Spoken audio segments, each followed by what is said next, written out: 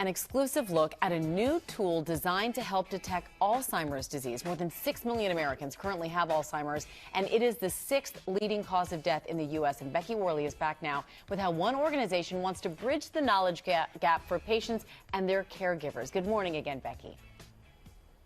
Amy, it's the cruelest of diseases. The slow onset of Alzheimer's can be confusing, filled with conflict and shame about memory loss, and that's one of the reasons why cognitive impairment cases are not diagnosed, 60% of them going unnoticed. So this morning, a new online and phone-based tool that's totally free and can help patients or their caregivers get intervention early.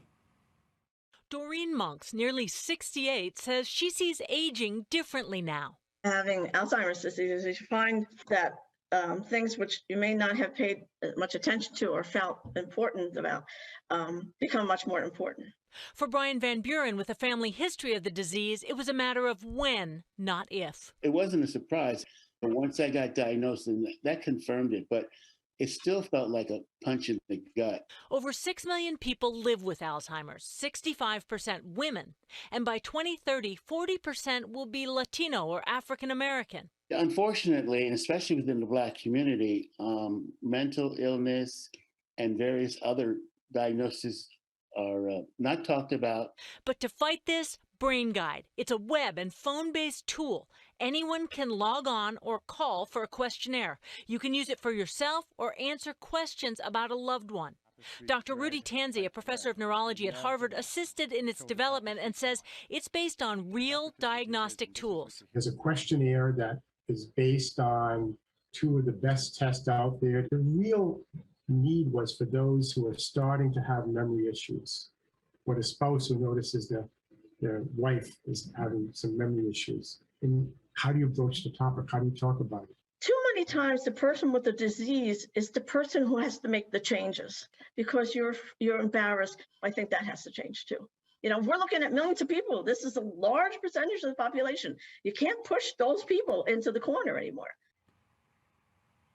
Early diagnosis is key. Not only are there lifestyle changes you can make, but treatments for Alzheimer's may be just around the corner.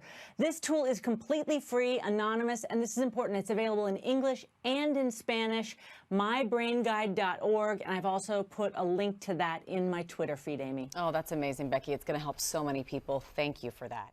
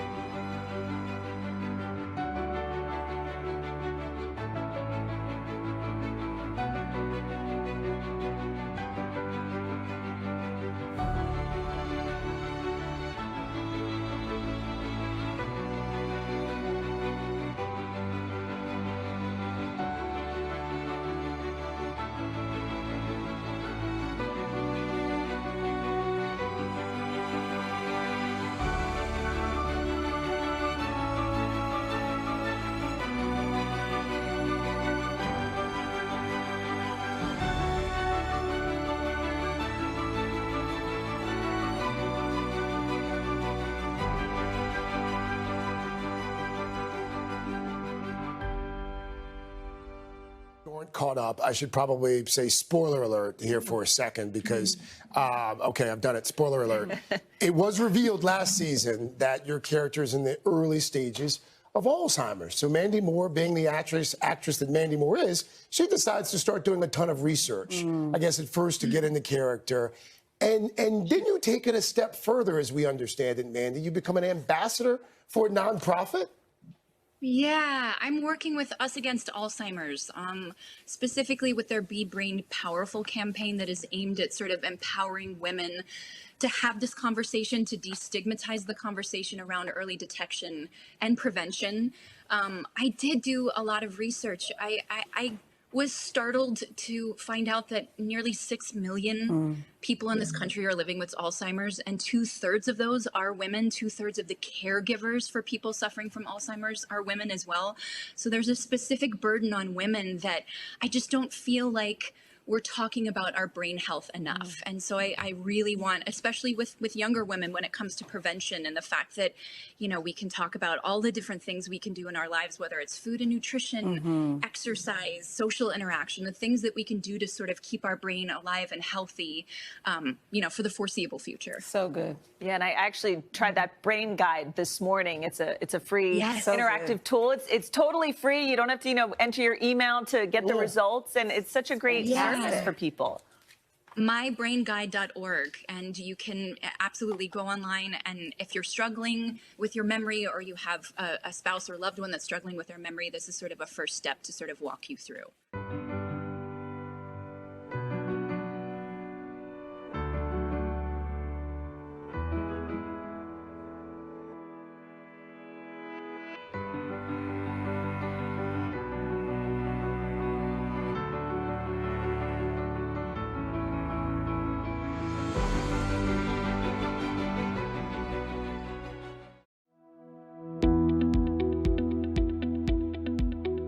There are more than 50 million Americans providing unpaid care for a loved one. 41 million care for a loved one over 50, making elder care a significant workforce challenge since 60% of caregivers provide care while also holding down a job. This is a growing challenge for the dementia community, as more than 16 million Americans care for a loved one living with dementia, often with little training or community support. 19% of women providing dementia care have had to leave their jobs to care for a loved one. Black and Latino caregivers are more likely to report financial impacts as a result of providing care compared to non-Hispanic white caregivers.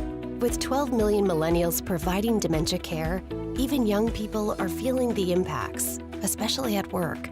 33% of millennial dementia caregivers have reported work disruptions due to caregiving, and 14% have stopped working entirely.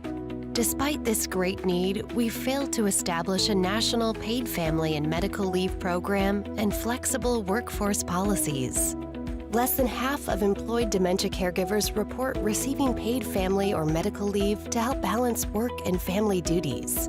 60% experience problems related to financial pressures caused by not being able to work or having to reduce their hours.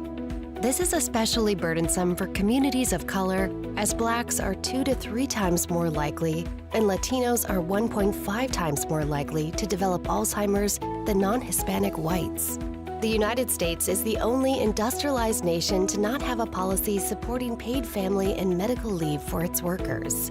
As our nation ages and millions more try to balance care and work, now is the time to support our nation's caregivers and not force choices that are impossible to make. Our families can't wait. Now is the time.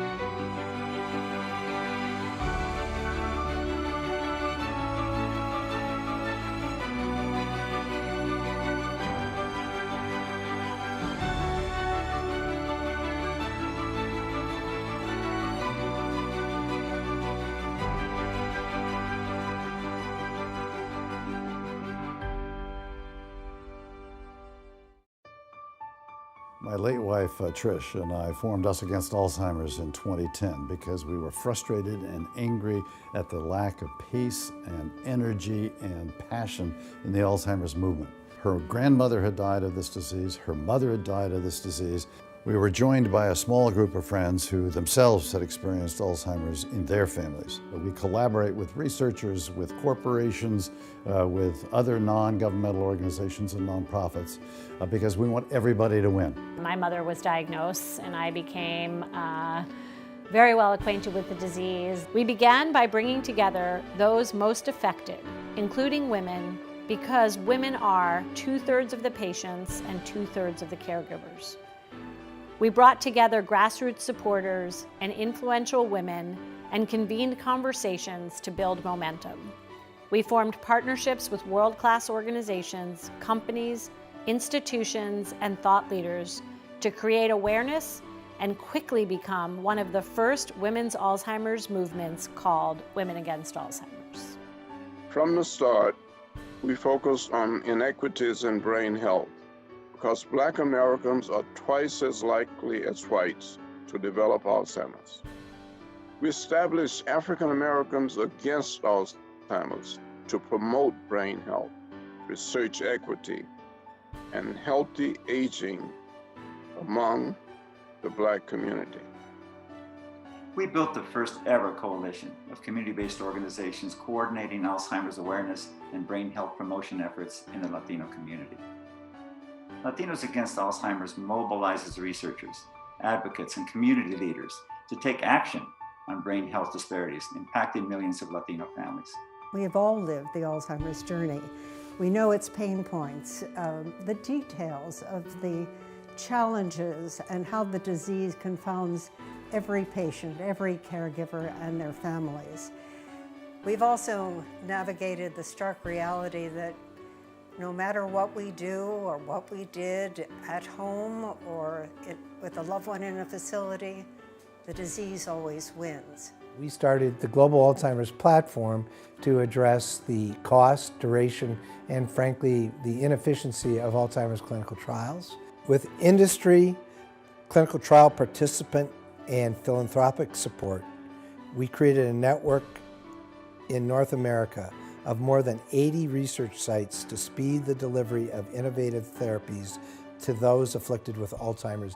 We have increased the amount of research investment annually at NIH from $440 million a year to over $2.8 billion a year. We have a clinical trial network that is speeding clinical innovations to market. And we're going to have 3 drugs on market next year for the first time since 2004. Our team is working harder than ever for the millions of Americans who are suffering from Alzheimer's, and indeed for those that have experienced COVID in their families and Alzheimer's as well. Because of them, thanks to you, there's hope on the horizon. Join us. Come join us. Join us. Join us. Join us. Join us.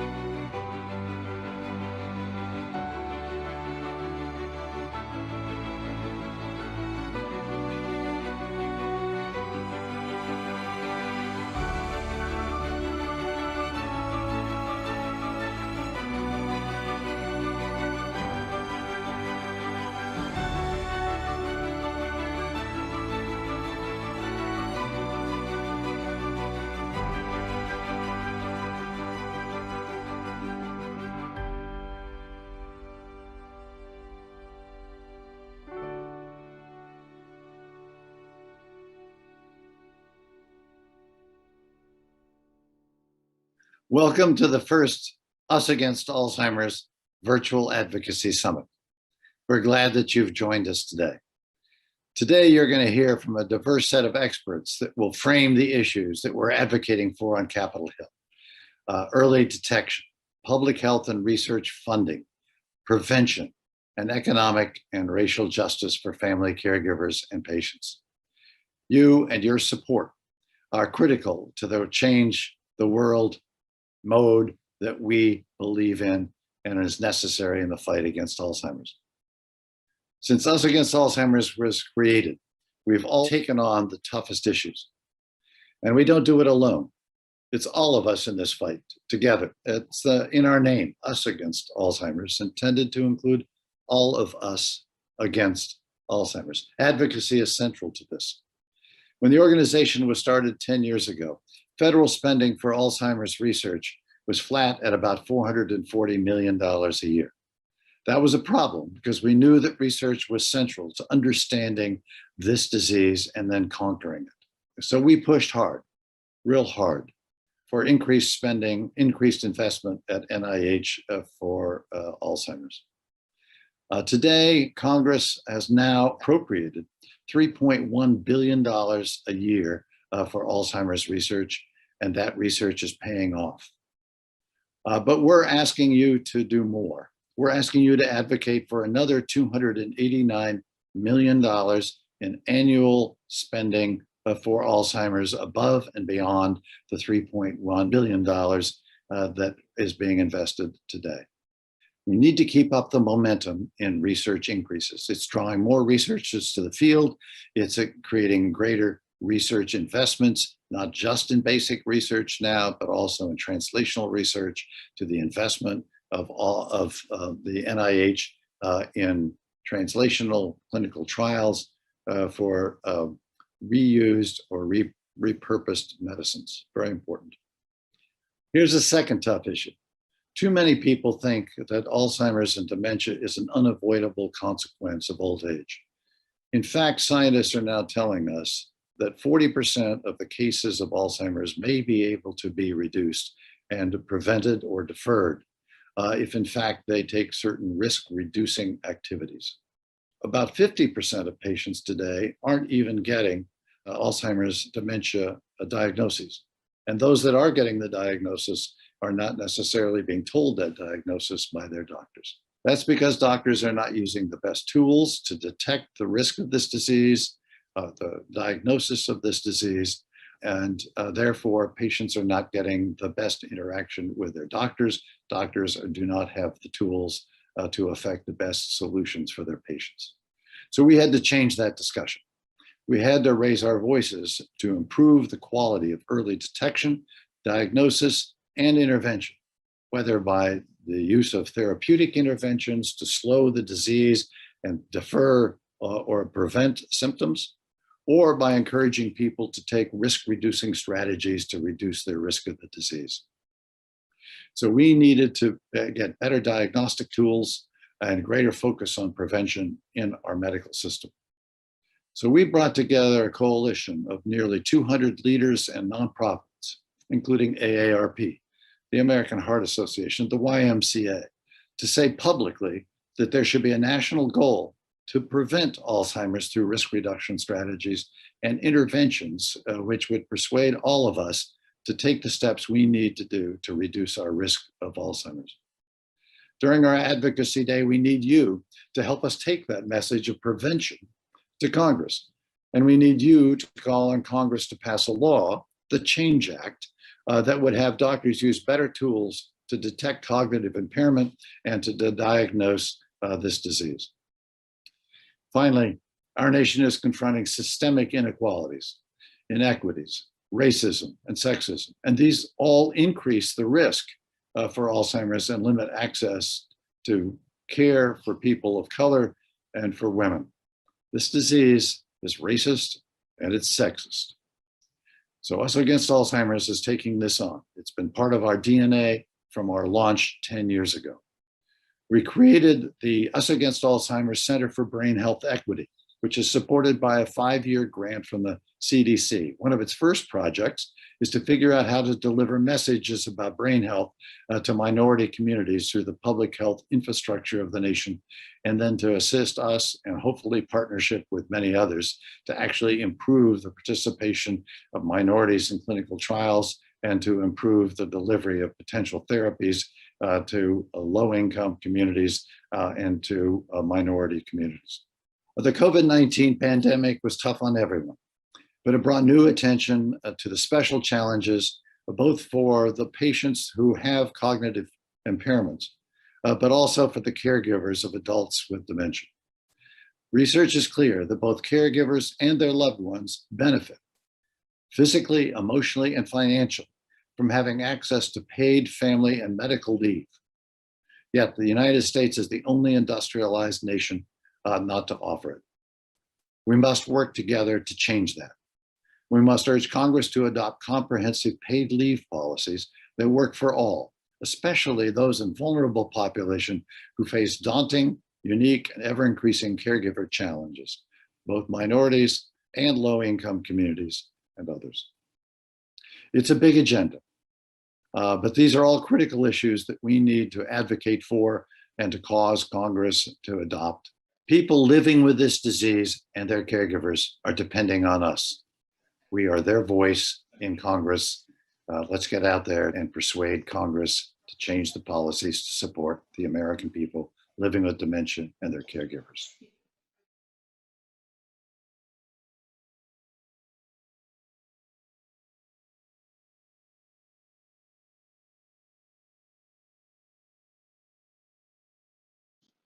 Please join me in welcoming our moderator, Kelly O'Brien, Executive Director of the Brain Health Partnership at Us Against Alzheimer's. Over to you, Kelly.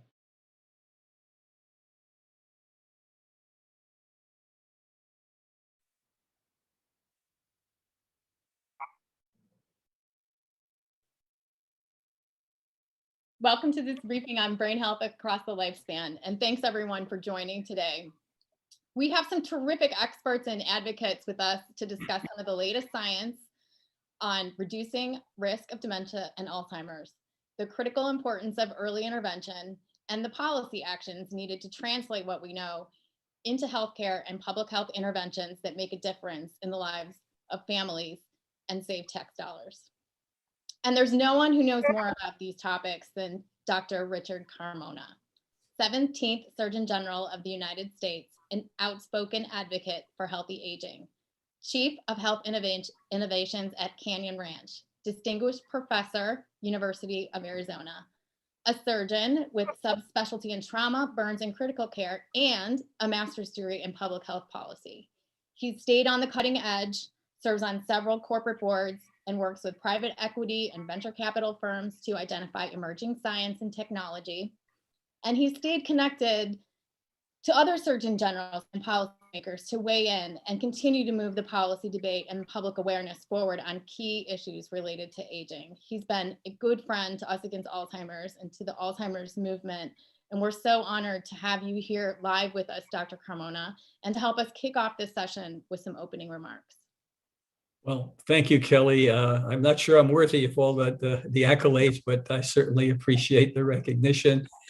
And a big thanks to George Radenberg for, the founder and chair of Us Against Alzheimer's, and to you, Kelly, for your dedication, passion, and leading the national charge on Alzheimer's and all dementias and bringing us together today.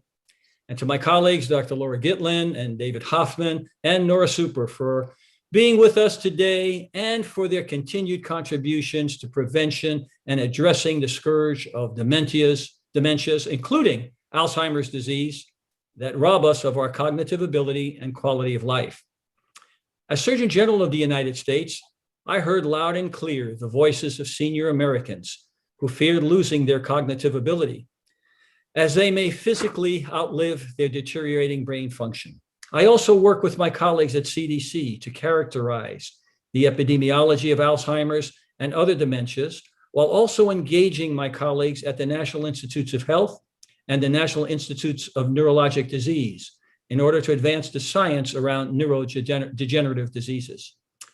What we do know is that cognitive decline is not inevitable. There is much we can do to prevent and or mitigate cognitive decline from Alzheimer's disease and other dementias. In addition, we also know that controlling lifestyle choices and health risk factors can prevent and or mitigate progression of dementias.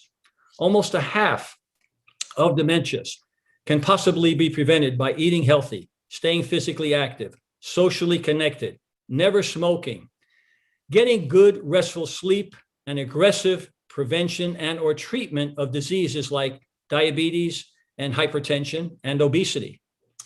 Unfortunately, as we know from the predictive value of the social determinants of health, chronic diseases, COVID, and now dementias as well, communities of color and females have a higher incidence of Alzheimer's. By 2030, over a third of Americans diagnosed with Alzheimer's will be Black or Latino. All of this is complicated by a rapidly aging population, saddled with preventable chronic disease, cared for in a health system more aptly termed a sick care system that is inadequately structured and staffed to address the needs of the tsunami of Alzheimer's disease and other mental health and physical health challenges that are before us. We all want to live longer, younger, healthier, happier, and cheaper. Therefore, as a nation, we must prioritize healthy aging with a focus on prevention and treatment of dementias like Alzheimer's. We must understand that the public we have the privilege to serve is depending on us. For the challenges before us are not only of a health or economic imperative, but actually they're also national security issues. The window of prospective opportunity is closing. If we miss it, we are destined to be overwhelmed by preventable disease and economic burden while trying to survive what we could have prevented. Thank you for the opportunity to be with you today, and I look forward to the insights of my colleagues during their discussion this morning. Thank you, Dr. Carmona. It's a pleasure to have you with us today, and we appreciate you being here. Okay, so let's dive in. With us today are people who are really deep in this work of improving brain health and early intervention. I'm going to briefly introduce each of the panelists, and then we'll dive into some key questions. First, I'd like to introduce Dean Laura Gitlin. She's an applied research sociologist and distinguished professor and dean of the College of Nursing and Health Professions at Drexel University. She's also executive director of the AgeWell Collaboratory of the college and leads the Age Friendly Initiative at Drexel. She's a prolific researcher and author with more than 300 scientific publications, including authoring or co-authoring 7 books.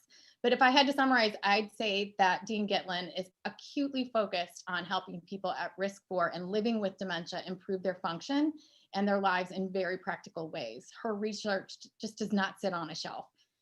One of these publications was a report of the International Lancet Commission on Dementia Care, which we'll talk a great deal about today. Nora Super. Nora Super is the Senior Director of the Milken Institute Center for the Future of Aging and the Executive Director of the Milken Institute Alliance to Improve Dementia Care. Launched in 2020, the Alliance to Improve Dementia Care is working to improve the health system so that people at risk for and living with dementia are better served. From 2014 to 2016, Nora served as the Executive Director of the White House Conference on Aging, where she received wide recognition for her nationwide efforts to improve the lives of older Americans. She's also helped in leadership roles at the U.S. Department of Health and Human Services, AARP, Kaiser Permanente, and many others. And Dr. David Hoffman. Dr. Hoffman is Associate Dean for Academic Initiatives and Government Affairs and Associate Professor of Ethics at the Health Policy at Maria College, Clinical Professor at the University of Albany School of Public Health, and Health Adjunct Assistant Professor at Albany Medical College. That's a mouthful, Dr. Hoffman. He also chairs the Policy Committee of the National Association of Chronic Disease Directors, and he's served on more advisory committees than I can count.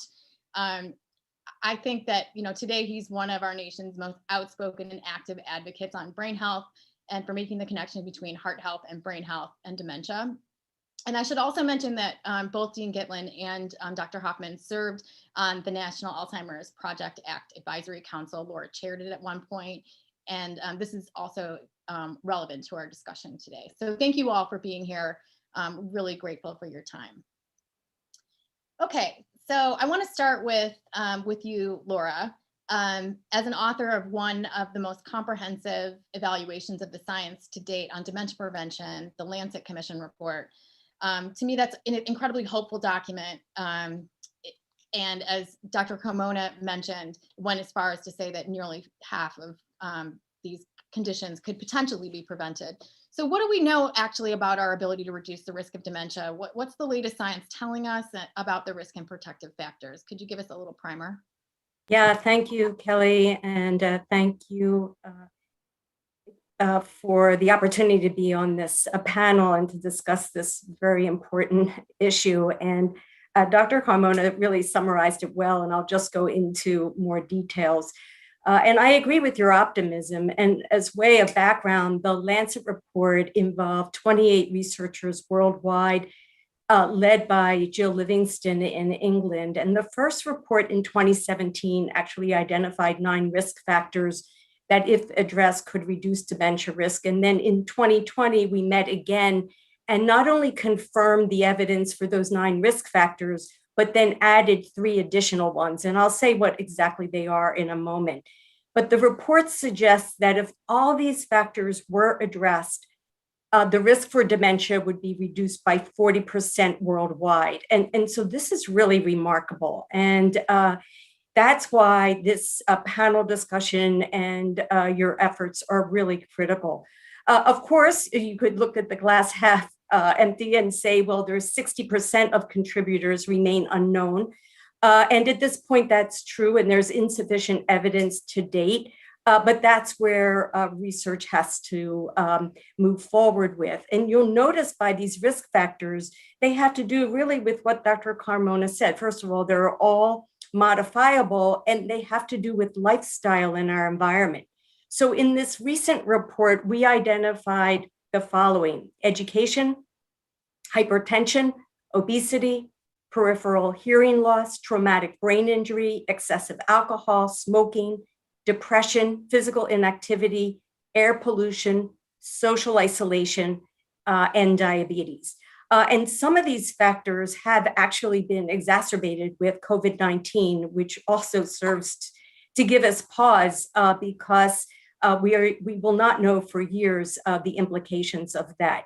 But again, let's take note of these risk factors. They're all modifiable. But to modify them, we're going to need a combination of health policy actions as well as actions by individuals. Again, these reflect environmental factors like access to education, lifestyle factors, access to healthcare, and to preventive and chronic disease management. But the takeaway from this report and the evidence that continues to grow is, just as Dr. Carmona said, cognitive decline is not inevitable, and that we have a responsibility and obligation and an opportunity to reduce risk. So there's no question that a lot more research is needed, but based on the evidence we have, we can conclude several things from this report, and we'll get into this, I think, a little bit in a little bit too. It's never too early in life, and it's never too late in life to prevent dementia. And I think that's another very important message from this report. And the report concluded that these multiple modifiable risk factors, the greatest impact in reducing risk is if they're all addressed. But the report also gets into showing how a risk reduction could occur for any one of the modifiable risk factors. And then the only other point I want to make now, because this is really critical, and Dr. Carmona raised it as well, is that the greatest impact for reducing dementia risk may be for those in the highest risk groups. And from a world perspective, that includes low-income countries in which the prevalence rates are increasing. But really critically important in the United States, as you are aware, there are inequities in the prevalence rates of dementia, with women, Black, African Americans, and Latinos having in particular the greatest risk. And then if you think again about these 12 risk factors, what's noteworthy is that many, if not all, are due to inequities in access to good education, healthcare, poverty, financial instability. So one of the conclusions of the report, although its focus was worldwide, is that in the United States, if we could purposely and systematically address structural determinants of health and health inequities and develop policies that increase vascular health and social and cognitive physical activity, if we could address inequities in these areas, it would also have an impact on dementia prevalence. So just to conclude, I would say there is really good news in this report. It presents us with a pathway and an opportunity at the policy level and at a clinical intervention level to make a difference. Thanks. That was incredibly helpful and a great overview for us to discuss today. And it makes me think, Dr. Hoffman, just to go back a ways, about the first national, the advisory council that developed the national goals and strategies as part of the National Alzheimer's Project Act, which set out to create a strategic plan, if you will, for addressing Alzheimer's. And I'm wondering if you, just noting some of the latest research, if you think that it might be time to update the plan to include some of this focus on risk reduction, now that a decade of science is sort of pointing us to an additional resource that we may have to the solution. Thanks, Kelly. That's a really important point. And actually the National Alzheimer's Project Act Advisory Council, whose name is much longer than that, so I'm not going to go through the whole thing, is working on that. They've asked the question, you know, can we reasonably make some recommendations about risk reduction? And the early answer they came up with is exactly what Dr. Gitlin described. And that is yes, the science has moved forward to a point where the way I like to describe it, we've graduated from that song we learned in preschool about the foot bone being connected to the ankle bone. And we're now recognizing that all of our systems in our body are really connected and they impact one another, and that we need to be cognizant of that and use that in these plans, including a national plan, which I'm very supportive of and I think is a great idea. Thanks. I think both you and Nora at the Milken Institute and Dean Gitlin and others have been working with a large group of us to advocate for a national dementia prevention goal that would kind of, I love your analogy, actually, connect the ankle bone to the shin bone or whatever, and connect the dots in service of a comprehensive solution. So thank you for that.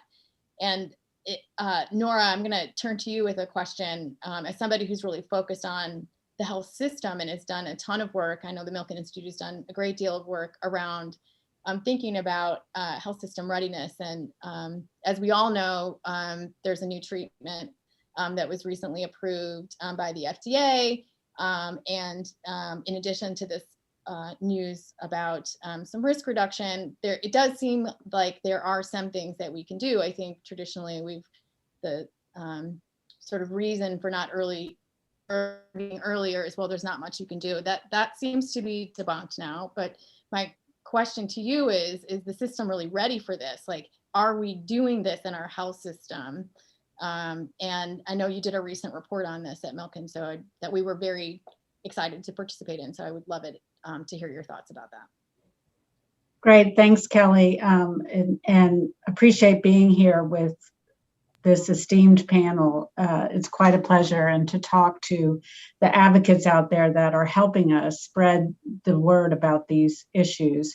You did mention the exciting news is we have a new drug approved for the first time, drug modifying therapy that Biogen put forward. You know, Biogen anticipated. The short answer to your question is the system ready? Is no. And I would say Biogen even anticipated this and actually funded several reports from the RAND Corporation to look at system readiness in the US and Europe and across the board. And also concluded we don't have enough specialists, we don't have enough people in geriatrics, We don't have enough people who are trained at lower levels. There are many things that are inadequate for even determining who is appropriate to receive this drug. This drug was designed for people with early mild cognitive impairment. And so it's critically important for people to know what their brain health is, and physicians will need to assess where people are in their diagnosis to determine whether or not these types of treatments might be available to them. We did, based on this, as part of our mission, really looking at workforce capacity at the Alliance to Improve Dementia Care. One of the things we know is having trained health professionals and trained long-term care professionals really impacts the way people living with dementia receive care, and their caregivers are brought into the process. So we, as you mentioned, released a study in May. We took a quick look at the first part at workforce capacity for both detection and diagnosis, because as you know, there's a long continuum of care. And unfortunately, we don't have enough qualified professionals and workers in dementia care across the spectrum. And that's everywhere from just the beginning stages of detecting any cognitive decline to our long-term care facilities and workers to end-of-life care. So across the spectrum, we need more training, we need more recruitment. Anyone out there that's thinking about going into geriatrics, please do it. We need you. But what I'd say, we came up with several recommendations. I'll mention just a few. One was really knowing, and the Alliance to Improve Dementia Care reaches our consensus through a broad array of stakeholders. So it's researchers, it's industry, it's people living with dementia and their caregivers, community-based organizations. And we really determined a couple of things had a big result. I'd encourage all of your viewers to go look at the report itself for the full recommendations, but I'll touch on two. One was we know that fewer than 1/3 of Medicare beneficiaries who have an annual wellness visit report receiving a structured cognitive screening during the visit, even though it's paid for by Medicare. So we recommend the use of structured cognitive assessments during the Medicare annual wellness visit. And I hope we'll get a chance to talk about that a little bit more, especially in primary care settings where most people see their physicians. And another big point I want to raise is the impact of stigma on whether or not people go to their physicians, and whether or not physicians actually provide a diagnosis. We see a huge disconnect between the health professionals and people living with dementia in terms of whether they raise an issue, a memory concern, and whether or not the doctor actually recommends a course of treatment. And that unfortunately delays a lot of diagnosis and treatment. Many of the things Laura talked about, that you can improve your brain health even when you have a diagnosis. And I've seen countless individuals who've done that by adjusting their diet and their exercise, quitting smoking, other things, that their cognition improves because of those changes.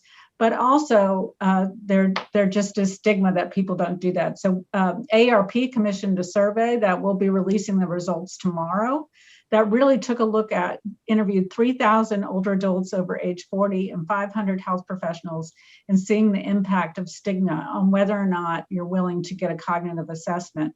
And that is a very real barrier to that. So I just encourage everyone to look at those survey results when they come out tomorrow. They're very impactful and unfortunately a little discouraging. So we all have to do our part in really reducing the stigma associated with brain health and dementia. Thanks, Nora. And I want to come back to something that you said, because I'm sneak peeking at some of the questions that are coming in. And this is really relevant, I think, to something, Laura, that you mentioned and are expert in, and something that Nora referenced, which is that it's never too late. And it's never too early, to your point. And so I was going to come back to you and say, like, so when should we do this? And I'd love to have you comment on that. And then, Dave, it occurs to me, this is starting to sound a lot like cardiovascular disease. So maybe Dean Gitlin can give a sense of the timing, and then I'd love your just thoughts about like how we might learn from heart disease and some of the movements around heart health and apply them to dementia. Yeah, thank you, Kelly. And again, this goes back to the Lancet Report, which again is just a very important report and provides a roadmap here. And just to state it again, the conclusion is that it's never too early to lower one's risk for dementia, and it's never too late. And in terms of Nora's comments, the never too late is really important as we age, and including for people who have the diagnosis for dementia. And I'll get to that point in a moment. But the report, through a variety of statistical techniques, suggests that if you address early education alone, risk over one's lifetime is reduced by 7%. If you just look at hearing loss, then the risk reduction is about 8%.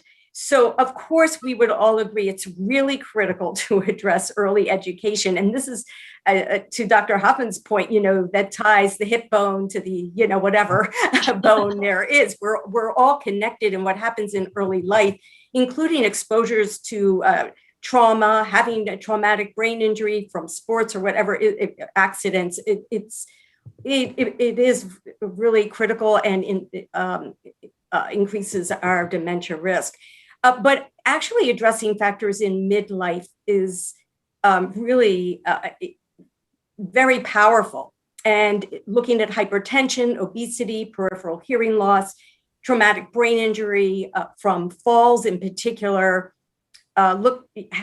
excessively engaging in alcohol, drinking, that could taking care of those things could reduce risk at 15%. And what I think is fascinating and important about this report is that even in late life, right, over the age of 65, you can reduce your risk by 18% by stopping smoking, preventing depression, addressing social isolation, preventing diabetes, engaging in physical activity, and then addressing air pollution. So even in late life, that's all very important. And then there rightfully should be a focus on prevention prior to having a cognitive impairment. But it's also very important to note that once you have a diagnosis of dementia, if you don't get proper care, that you are at risk for more rapid disease progression. And this is particularly the case for a very common dementia-related symptom, which are behavioral and psychological symptoms. And the research is very clear in this. If they are not addressed, which I can tell you they typically are not addressed in primary care or otherwise, that a person is at risk for more rapid cognitive decline. And similarly, the same thing with caregivers. If we don't care for the caregiver, and we know, for example, women and spouses in particular who are caregivers are at risk for dementia. So we know that the elements of caregiving are very stressful. It often contributes to the inability to take care of oneself, take one's medications, have preventive doctor visits, stop exercising, stop eating right. We know that it leads to social isolation. All of these become risk factors for a dementia. So even if you are caring for someone with dementia, you run the risk of having dementia because of these other lifestyle changes. And then I think we need to recognize that COVID-19 has really exacerbated the situation for family caregivers and has really highlighted the importance of paying attention to caregiver mental health. There was a report just released yesterday or the day before from Australia that showed that the mental health issues of caregivers has increased exponentially because of COVID-19, with many, many more compared to non-caregivers, indicating suicidal ideation, passive and active, clinical depression, and so forth. And again, caregivers with the disease progression experience extreme social isolation, and COVID-19 has absolutely exacerbated that because of the lack of access to home care support, community agencies having to close, and so forth. And then we have families who are working from home, juggling full-time care for children and their schooling, and then also trying to provide quality of care for a relative with cognitive impairment. So this COVID-19 has exacerbated all of these issues. So I would say we have to look at prevention prior to to prevent cognitive impairment and dementia, but even within a diagnosis of dementia, we have important opportunities to address further decline and to assure that people can have quality of life as they go through the disease journey. Thanks. And before I turn this over for a quick comment from Dr. Hoffman, I just want to comment that that's one of the things on the docket for our Advocacy Day is paid leave for caregivers. And your points are just so well taken. It's not only the right thing to do, but it's also prevention in a lot of ways. I mean, people have to have the opportunity to take care of their own mental well-being and physical well-being. And so I really appreciate the comments that you made around that. It's never too late, and we have to think about people who are caring for people as well. I want to make sure we get to some questions, but Dr. Hoffman, I don't want to miss this opportunity to think about heart health for a second. And if there's any insights that you would have, it just seems to me this is a similar discussion that we were having to heart disease, 30 years ago. And I know that's an area that you're familiar with. Exactly, Kelly. And I think that's a great comparison. 30 years ago, when we were dealing with heart disease, we were having these same conversations about prevention and saying it's never too early, but it's never too late, looking at both primary and secondary prevention. When we look at something like heart disease, there are really 4 factors that need to be considered. Genetics certainly is a piece, and there's not a lot we can do to impact genetics. But the other 3 factors are all things, one being chronic stress, one being physical activity, and one being nutrition. So there are lots of things that we can do in terms of either health systems or public health and educating the public. So in health systems, maybe in primary care, we push primary care providers to go beyond saying, how are you feeling at your annual physical, and ask some questions. How much physical activity do you get every day? Tell me about what you eat most weeks, and get a real idea from the patients of accurate information, because that's an opportunity for intervention that gets missed if it's not taken. The other big comparison when we look at setting a prevention goal around dementia is that there are lessons to learn from cardiovascular disease. We can look at the experience of big national goals about reducing a rate of heart attack, or reducing a rate of stroke, or reducing cardiovascular disease. Examples would be things like the Million Hearts Initiative, which is a project out of the Federal Department of Health and Human Services through the Centers for Disease Control and Prevention, but has been partnered with many health systems, big corporations, lots of not-for-profits across the country. And it's an opportunity for people to own it, to make those messages their own about getting more activity, eating a healthier diet, trying to structure your life so your stress is at a lower level on a chronic basis. And all of those things, as Dr. Gitlin just mentioned, go for both people who are at risk of dementia and their caregivers. So those kind of factors are things that we need to be thinking about, and we need to be considering every day in our own lives, but all of our systems, our healthcare system, our public health system, and the media can help us with that. Thanks. And you actually brought to mind another really important issue I think we don't talk about enough in dementia and aging, which is public health and CDC, and the role of CDC, which has been woefully underfunded in this regard.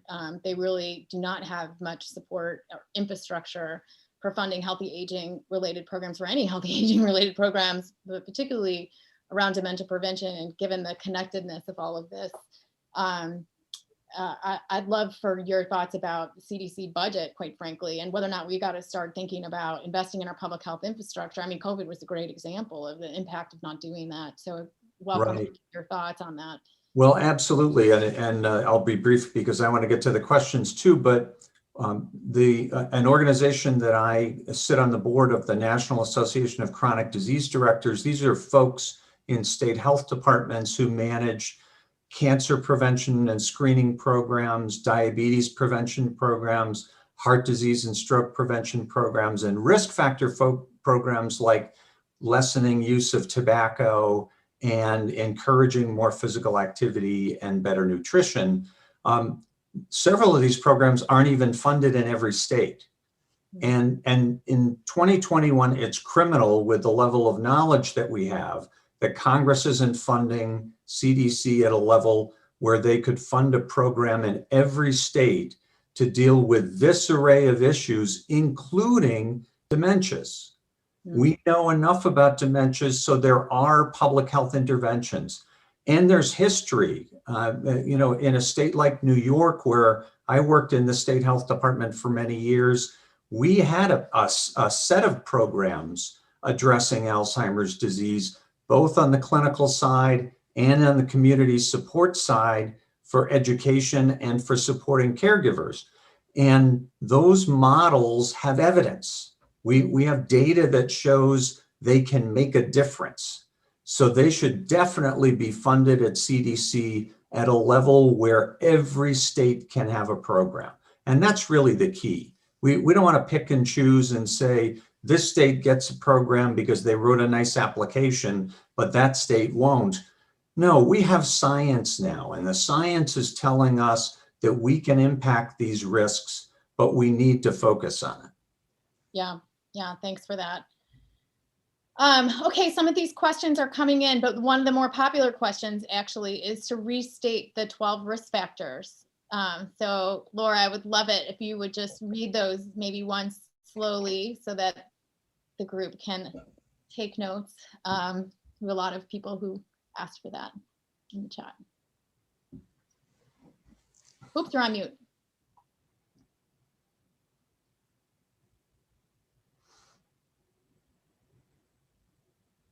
Oh, I'm so sorry. Okay. Sorry. So yeah.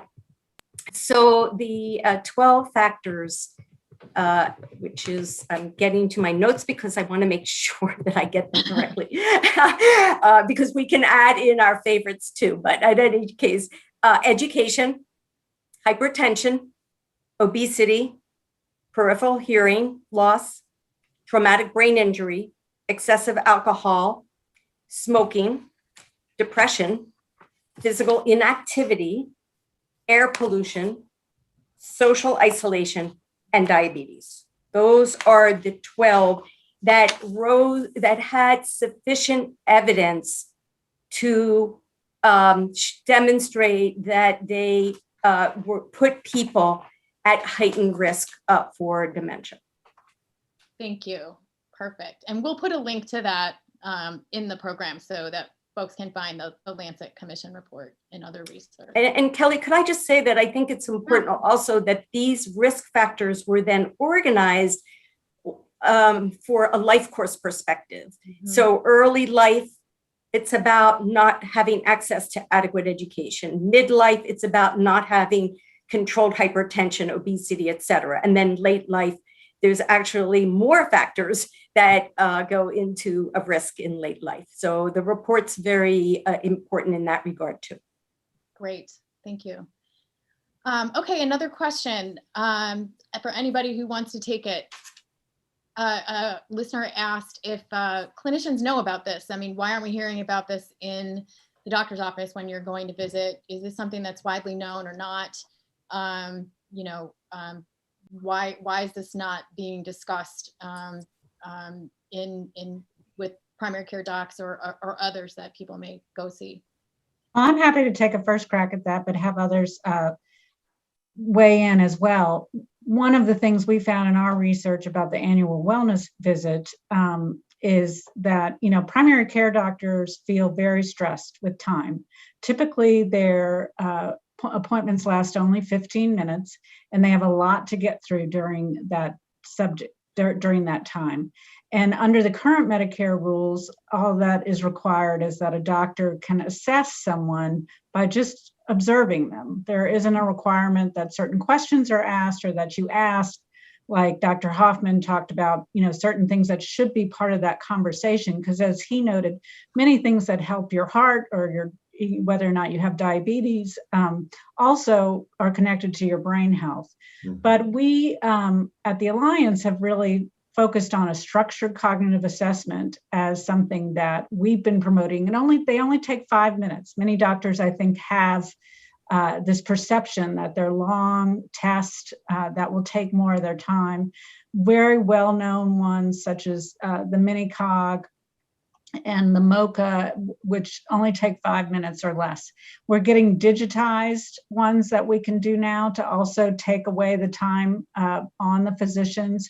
I often look to the model that we use for depression screening. Often that is done in your mental health professional's waiting room while you're waiting. And you can have these types of assessments that are done, handed to the patient as they come in while they're waiting to see their doctor, and it's done. And then you have that data. And it's so important, then you know what your cognitive health baseline is so that you can see if there are any changes in your cognition. So, part of it is really making physicians aware that there's something they can do as well. I think in the research that the Alzheimer's Association has done, we found a lot of physicians think they don't want to talk about dementia or Alzheimer's disease because it's a, death diagnosis, they think, and no one wants to deliver that bad news.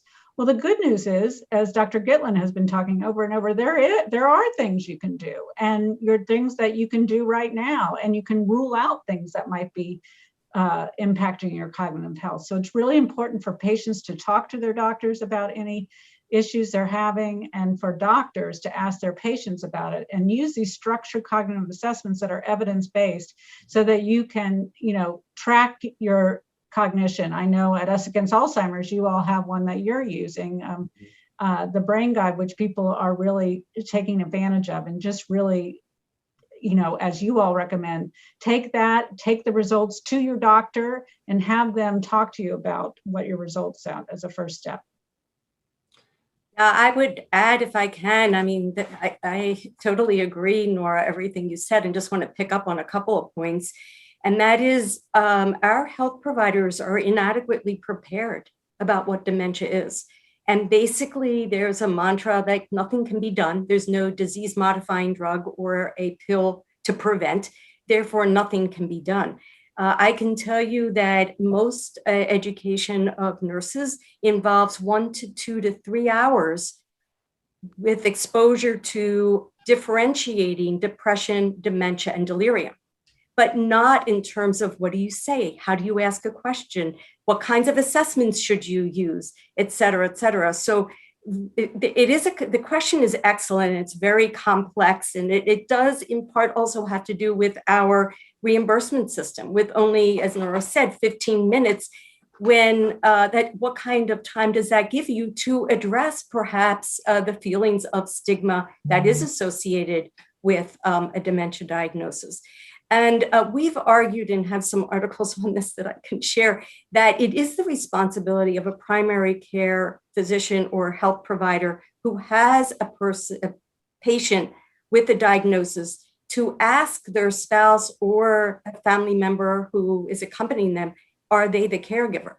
But that question is not asked. And why? Well, the providers are inadequately prepared to really respond in a meaningful way, to give resources, to give access to online educational materials.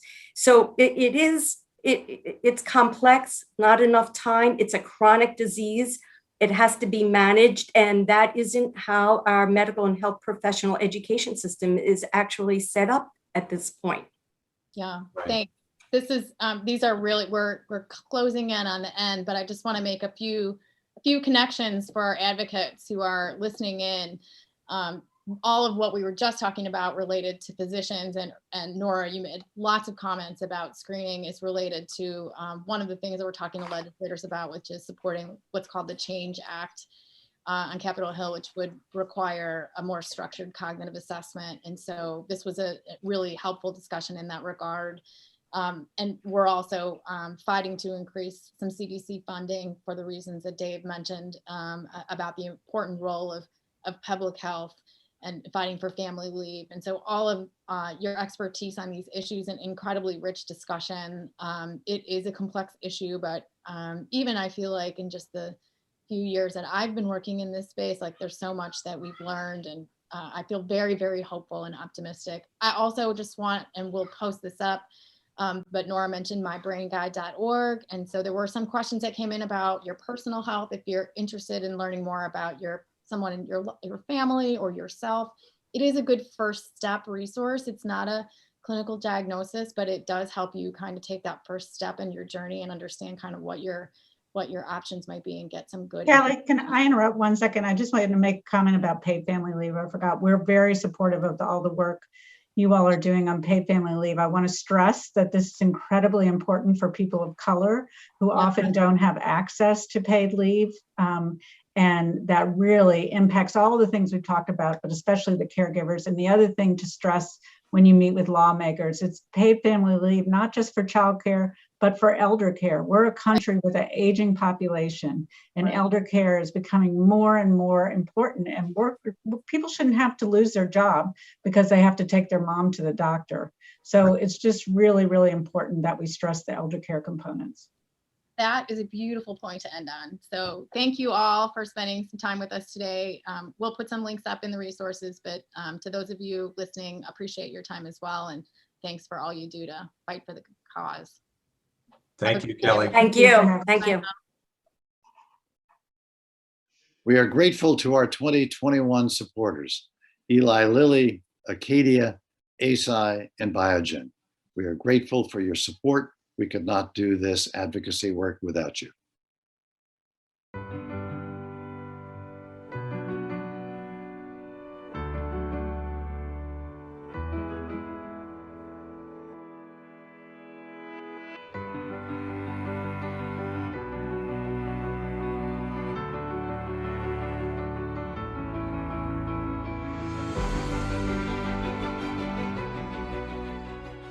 Greetings.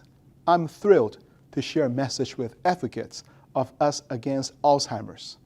Here at ASI, we are committed to the creation of new treatments for Alzheimer's disease and the advancement of holistic ecosystem solutions for the Alzheimer's community. Because of advocates like you, more people will learn about the value of early detection and diagnosis and the critical policy priorities for this movement.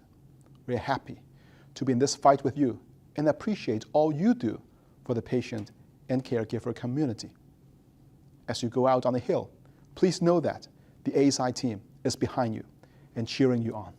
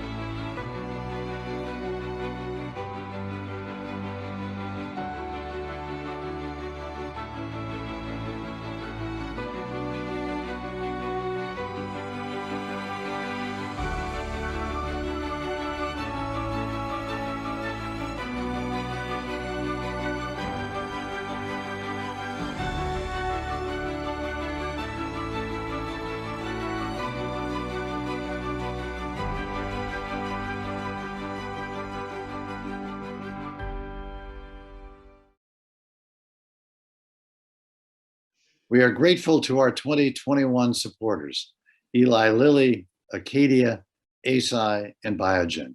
We are grateful for your support. We could not do this advocacy work without you.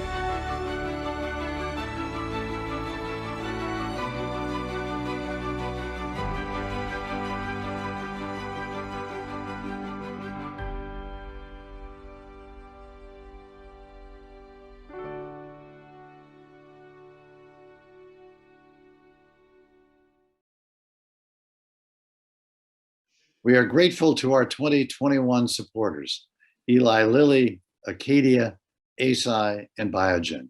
We are grateful for your support. We could not do this advocacy work without you.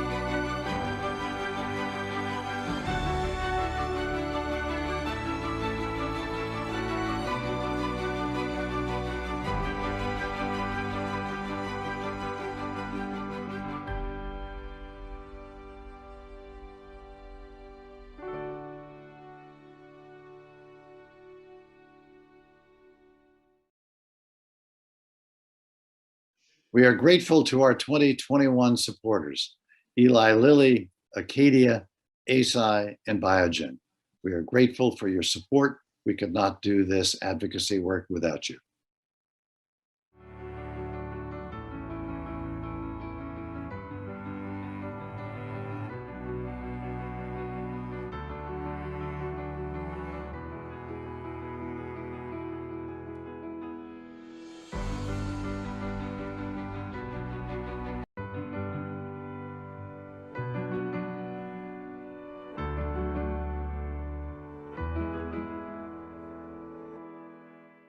Good afternoon, everyone, and welcome to the Us Against Alzheimer's Advocacy Summit training webinar. We are so pleased that you will be here next week for our first ever virtual Advocacy Summit.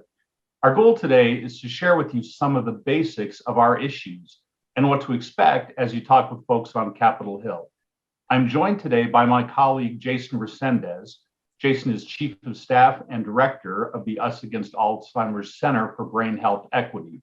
We will also hear from Lincoln Clapper, who is with a firm called Advocacy Associates here in Washington. Advocacy Associates helps organizations like ours with their lobby days. They have scheduled nearly 100 meetings for us next week. Lincoln will share things they have learned along the way and talk through the logistics for next week. At the end of our presentations today, we will be happy to address any questions you have. In the meantime, feel free to add questions to the Q&A section of the webinar. And now, Jason, I'll turn things over to you. Great, thanks so much, Niles. Excited to talk about the basics of a meeting. And I know this is a strange time to be doing Hill meetings in the middle of a pandemic, and we're doing everything we can to make this as easy as possible in this virtual environment. So we want to remind you of a couple things on how to make your meetings as successful as possible in this virtual environment. So we'll talk about a few things to keep in mind to get ready for these really important meetings. One, as a constituent, you have an important voice. I think this is absolutely critical to remember. You might be nervous, you might be doing this for the first time, but we think it's really important for you to understand that you have a lot of power in this dynamic. You are a constituent. You are the folks that put these members and their staff in office, and I think it's important to remember that, and hopefully you can build confidence knowing that you have that level of power going into these meetings. Now, in terms of the basics and how things will work, one, we want to remind you to be on time. You know, the time is limited. You have limited time. Certainly, members and their staff have limited time. Typically, these meetings in a virtual setting will last between 15 and 25 minutes. That doesn't say anything about your importance. It really just says that these are very busy people. They're meeting with lots of constituents, doing the business of Congress. So keep in mind that time is limited, and we really want you to have a good and full experience. So try to be on time. Two, don't assume that any staffer is unimportant, including young staffers. So likely you'll be meeting with staffers, health staffers, legislative staffers, etc. You might be meeting with a member, but if you're not, that doesn't mean that you're meeting with someone who is unimportant. These are the folks that do the business of policymaking. And so they are important, just like you are important, they are important. So keep that in mind.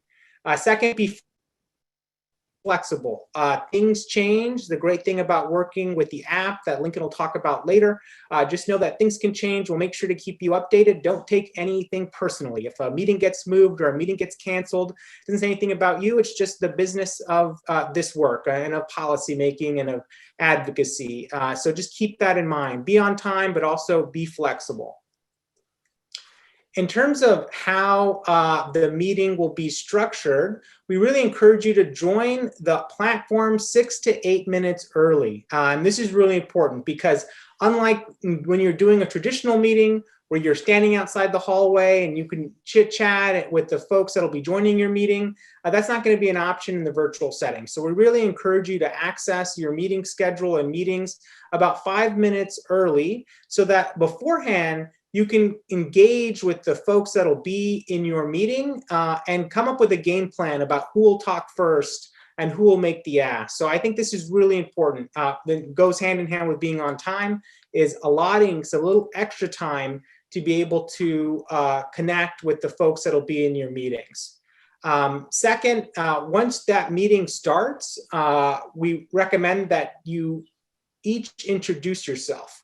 Where are you from? Your name, your experience with Alzheimer's. I mean, that lived experience is really critical, whether that's through a friend, a family member, personal experience, etc. This is what we think is important for policymakers to hear about. And then after that intro, hit the key asks that we provide you via the talking points that will be available in the platform. So we've laid out, I think in a straightforward, simple to understand way, a couple of key talking points related to our asks that Niles will go over in just a minute. This is a resource for you to become familiar with the things that we'll be talking about during these meetings. So really look to that as your guidebook for these conversations. So make sure you spend some time getting to know those asks and these simple talking points ahead of the meeting. Another reason why these talking points are important is because we encourage you to stay on message. Really, you have limited time, as we've mentioned, and we want you to be able to hit as many of the key points as possible. So really look to those talking points as the guide. Don't use jargon. Don't assume that staffer is familiar with your issue. So really look to those talking points and also to the leave behinds that you'll reference at the end of the meeting so that staffers have additional information, more in-depth information that you don't necessarily need to go into during the meeting. And related to that, if you're asked a question that you don't know the answer to, simply say that you don't know the answer, but you'll find out and get back to them. Our Us Against Alzheimer's policy team, which is led by Niles, will be on hand to collect any feedback around questions that were asked that need to be addressed. And we'll make sure to do that on your behalf if you let us know. So don't feel like you have to have all the answers. Talk from your experience. You know, that lived experience is really that power that I was talking about. So don't be afraid if you're willing to share that personal experience and relate that to the asks, which we'll talk a little bit more about in a bit. And then lastly, leave time to hear from the staff or from the member. You know, we want to make sure that they have ample time to ask questions. So make sure that you leave a little bit of time for those questions and answers. Now, at the end of the meeting, you know, make sure you thank this member or staffer for their time. Give them your contact information. This should be super easy in the platform to be able to chat, type out your email or cell phone number, whatever you prefer, and then ask for their contact information as well. Reference, again, the leave behind materials that I mentioned. These will be uploaded in the platform. They will be materials that we transmit to the offices, so you don't have to worry about doing that yourself, but please refer to those during the meeting. And then let them know that you're a resource. Offer to stay in touch. You know, they have your email, your cell phone, you have theirs, and we'll help continue to staff that relationship moving forward if you keep us in the loop. So do make yourself a resource to these folks who really do care about your perspective on these issues. Lastly, you know, stay above the fray. We're here to talk about these issues in a nonpartisan and bipartisan way. So this is not a time to blame folks, to talk about this in partisan terms. So we really encourage you to keep these meetings positive, focused on your story, focused on the ask, and then have fun. This is part of the policymaking process. This is a part of what makes our country is to be policymaking, to advance priorities on behalf of the people that you love, your families, your communities. This is an exciting opportunity, and we're really grateful for your partnership with us in advancing these issues. So with that, I'll turn it back over to Niles to get into the issues themselves. Niles? Thank you, Jason. As Jason said, we will have 4 distinct issues that we will be talking about next week. And absolutely no one expects you to be an expert on these issues. There's no shame at all in saying, I don't know the answer to that. Let me get back with you or have someone else get back with you. Many of you have been involved in our advocacy efforts in the past, so you are already familiar with these issues. Let's go to the Change Act. First, the Change Act. We want to specifically ask members of Congress, please co-sponsor the Change Act. Here it is in a nutshell. People on Medicare are entitled to a yearly medical appointment called an annual wellness visit. And during that visit, the physician is required to check for cognitive impairment. The problem is that Medicare suggests to doctors that they check for cognitive impairment using their own observation. And we know that merely observing someone is not always a reliable way of determining whether they're experiencing some cognitive impairment. So under this bill, Medicare would be required to have doctors use a brief test, a cognitive assessment tool, as they are often called, rather than their own observation. These brief tests are far more accurate and far more sensitive. People living with Alzheimer's, their families, their loved ones, they all deserve to know about any indications of cognitive impairment as soon as possible. And the Change Act has been introduced by a bipartisan group of lawmakers. There's a House bill, there's a Senate bill, and we hope that members of Congress will add their names as a co-sponsor. Next, on to appropriations. Federal support for Alzheimer's issues is a big part of our advocacy asks. Alzheimer's is one of the top 10 causes of death in America, and the only one without a cure. And yet it's only been in recent years that spending on federal research has increased accordingly. Less than 10 years ago, Congress was funding Alzheimer's disease research at the NIH at about $450 million per year. We needed a substantial increase in order to drive toward a cure. Well, thanks to the hard work of many folks here with us today, Congress has now funded Alzheimer's research at $3.1 billion per year. That's terrific, but it's not enough. We are asking for an additional $289 million for Alzheimer's research at the National Institute on Aging. And finally, the Centers for Disease Control and Prevention, the CDC needs funds to improve infrastructure, coordinate healthy aging efforts, and address health disparities.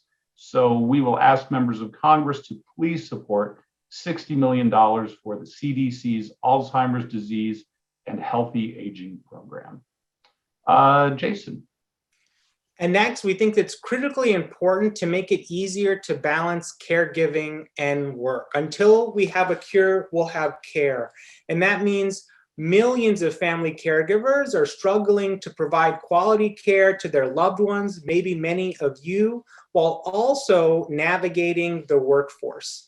And we have a critical moment right now to advance policies like paid family and medical leave to make that balance of care and work easier.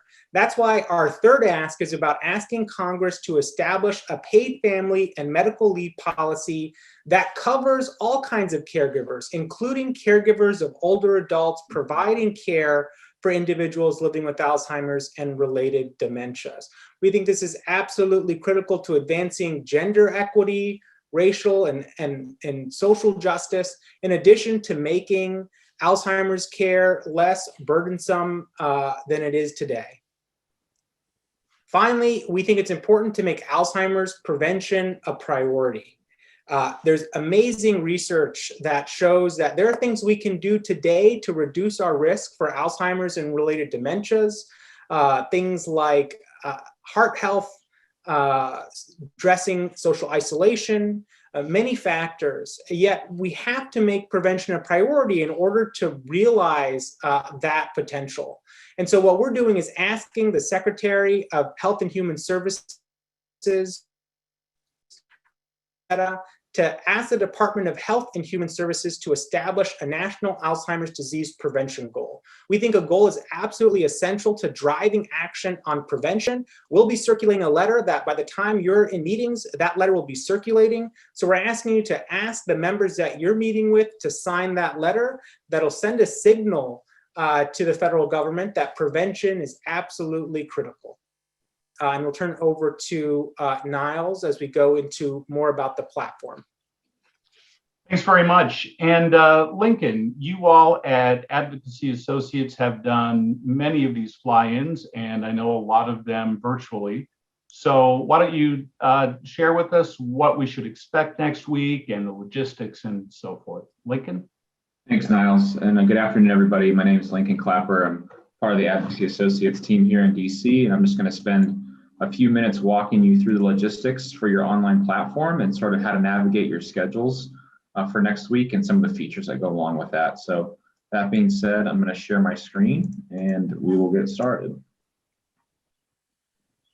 Now, you all will be getting an email from us sometime tomorrow morning. And if you're watching this as a recording, that is June 15th. So expect that tomorrow. You're going to get an email from Advocacy Day at advocacyassociates.com, highlighted here in green. And within that email is a link to your schedule. And that's highlighted here in red. It's a unique link specifically to you. You don't need to create an account or a password to get in. All you have to do is click on that link. It will automatically log you into your schedule. Now, say by noon Eastern time tomorrow, or even close of business tomorrow, you haven't gotten that email from us, Check your spam or junk folder. It more than likely is sitting there. If you do find it there, please unmark it as spam, as this will be our main way of communicating with you. So any time changes, scheduling updates, meeting additions, meeting cancellations, all of that will come through over email. You want to make sure you're getting that correspondence. Now, if at any point you become logged out of your schedule, or sometimes there are certain browser settings that may not save cookies properly, and you inadvertently become logged out, you're going to end up at a login page that'll look similar to this. And what you want to do if you end up here is click on the Send Me a Sign-In Link button located on the bottom of that dashboard. Don't try to enter a username or password. Just go click on that Send Me a Sign-In Link button. From there, you can input the email address that you registered for this event with. Click Send Email, and then you'll get a new refreshed link to your schedule. Now, if you're still not able to get in at that point, please go to the Support tab in the upper left-hand corner. From there, you can indicate that you're having trouble accessing your account. Fill this out. This will go directly to our development team, and they will reach out to you individually to get that issue resolved. So don't contact Jason, don't contact Niles. Go to the Support tab if you have any issues. This will really be the fastest and most efficient way to get any issue resolved. Now, once you're logged into your dashboard, you're going to see all of your confirmed meetings on the top part of your page with a time. Any pending meetings that we're still working on will be displayed as TBD. As those meetings become confirmed over the next week, leading up to your event, you actually will get a notification email from our system letting you know that they've been confirmed, and they'll be slotted into your schedule appropriately. Please also note that all times on your schedule are displayed in Eastern time. This is really important to keep in mind as you're sort of planning your day around these meetings. I'll be reviewing some information later about how our system will send reminder emails to help keep everybody on track. But please do recognize all times are displayed in Eastern time. Now, in order to get the content for each meeting, just hover your mouse over any part of that module, click on it, and you'll be launched into that meeting dashboard. So you'll see the time and date displayed at the top, followed by who you're going to be speaking with, whether it's staff or member of Congress or both. If you have a meeting lead that's been assigned to your meeting, you'll see that person's name displayed here. And this will be relevant for our larger meetings. So specifically, I know from California, there's a large delegation. I believe Texas and New York are a few others where we may be assigning a meeting lead. So in consultation with the government affairs team, with Niles and his team, you will see a meeting lead displayed there for those larger meetings. And primarily that's just because the group is so large that not everyone's going to have a chance to speak, but we want everyone to participate. And so that meeting lead will be guiding the conversation, opening it up with the office, et cetera, and sort of just taking command of being that meeting captain. Also, before I move on, if you do not see this information displayed here, that means there is no meeting lead because the meeting is small enough to where the attendees within that meeting will be able to all speak and participate together. Now, in order to access the video component of each meeting, just click on that green Join Online Meeting button. That will open up the video component. 99 out of 100 meetings will take place on the Zoom platform, so you can expect to use that, that software. There are a few offices that may use WebEx or Teams or something else. Same concept applies. Just click on that button. It will open up whatever the component is. There are a few offices that do not use video, just pure office policy. So in those instances, there will be a disclaimer on that button letting you know there is no video component. Now, alternatively, you can also dial in as well. There will be that option for each meeting. So if you can't access via video, you can of course dial in. So just follow the instructions in this area. When prompted for the access code, just enter that in and you'll be launched in via dial in. All of your talking points will be displayed in the upper right-hand corner. You can review that content when you get into your dashboard, followed by some documents that have been provided by the government affairs team. Simply click on each of those documents that you'll see there. It'll open up in a separate tab. It will not take you away from your schedule or log you out. You'll be able to have your schedule, your documents, and your Zoom platform all open at the same time if you want to navigate between the three. The attendee section will display all the attendees who are going to be in that meeting with you. There may be some relevant contact information there. You can also contact each other through our peer-to-peer chat function. So click on that blue chat bubble next to their name, and you can send a direct message to another advocate. If somebody messages you through this mechanism, you will get a notification about that from the system. On the left-hand side is the report form area. The first one is the check-in feature. Please check that button even before or after your meeting concludes. It's an attendance report that we'll be sending the government affairs team, and so we want to be able to show that you were present for that meeting. Beneath that is an option to send a thank you email. You can open this in one of two ways. Click that blue open email button at the top, which will pull up whatever your native platform is on your computer. So for me, I have Outlook. It will pull up an automated Outlook email for me to send.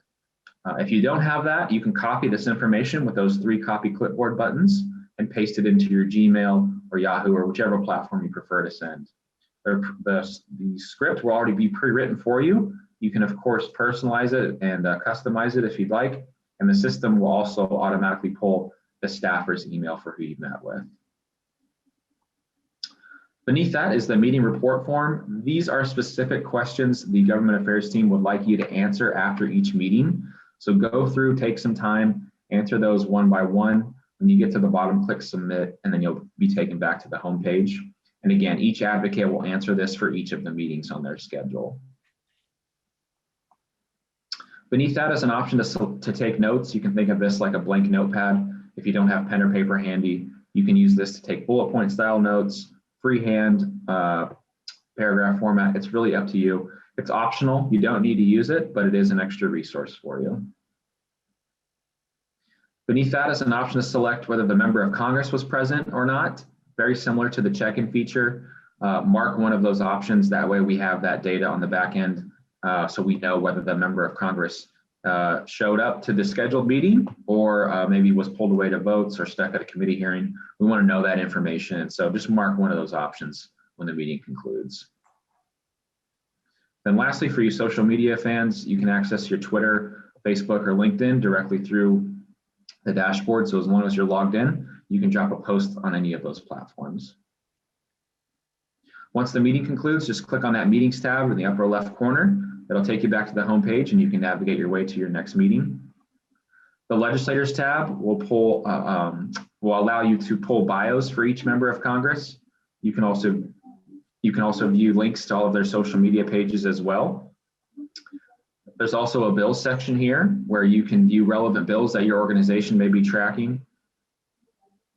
There will also be relevant vote history if that bill has been voted on previously at the bottom.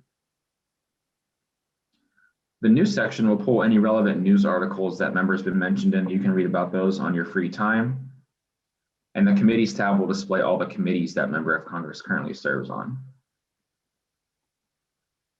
The last 3 options on our top menu bar are the messages tab, where you can view those direct peer-to-peer messages. The directory is a master directory for everyone in the event, so you can contact anyone across the organization. And the support tab, as I mentioned in the beginning, will be your best friend for anything technical support, scheduling support, anything support at all. Go to the support tab. We'll make sure that gets funneled to the correct team member.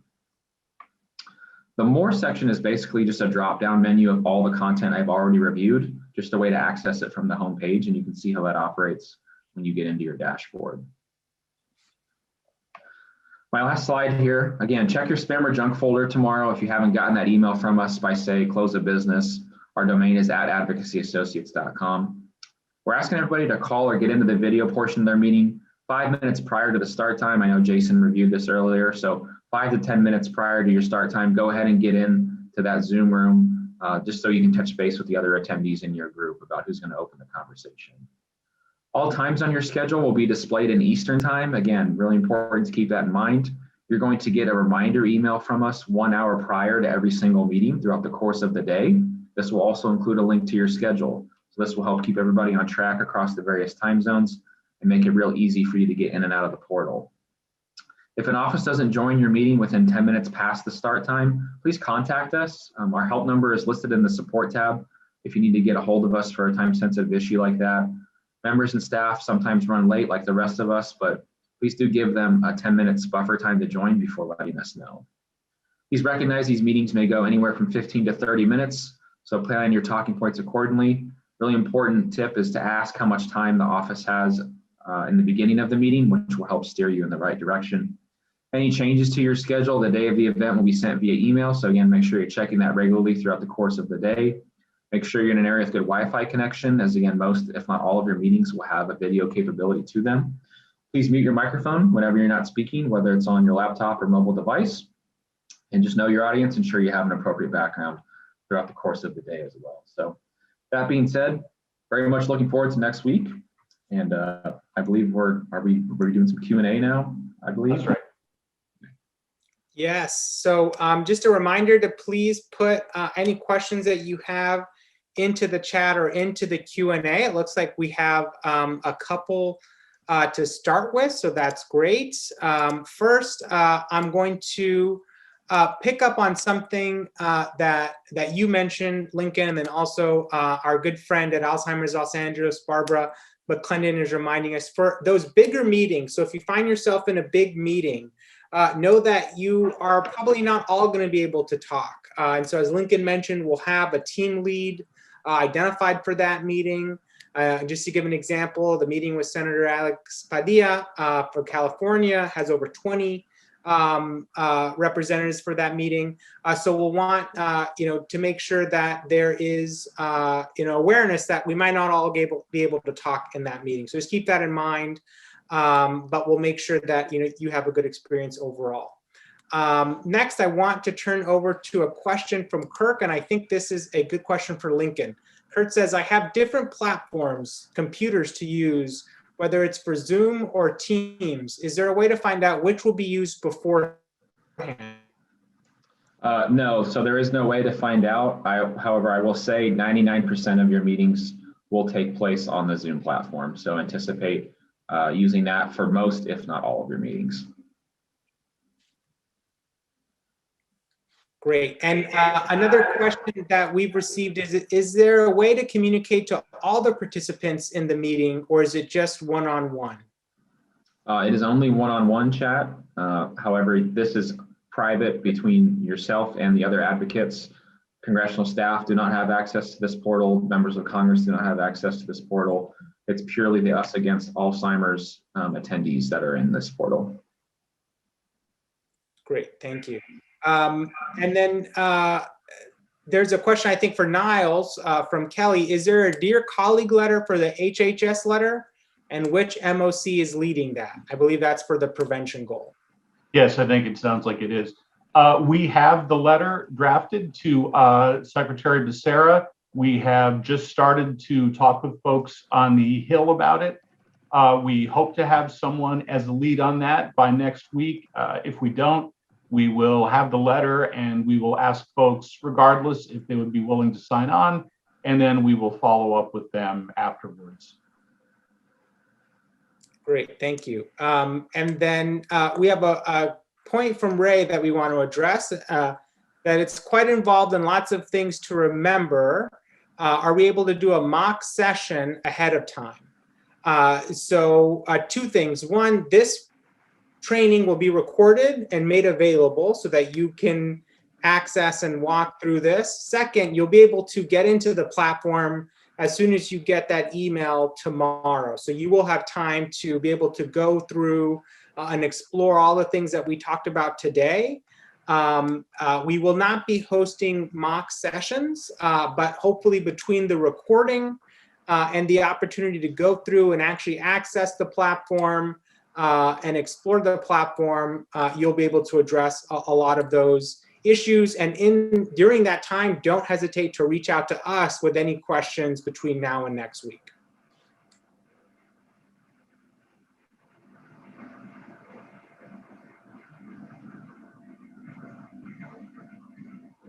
Do we have any other questions?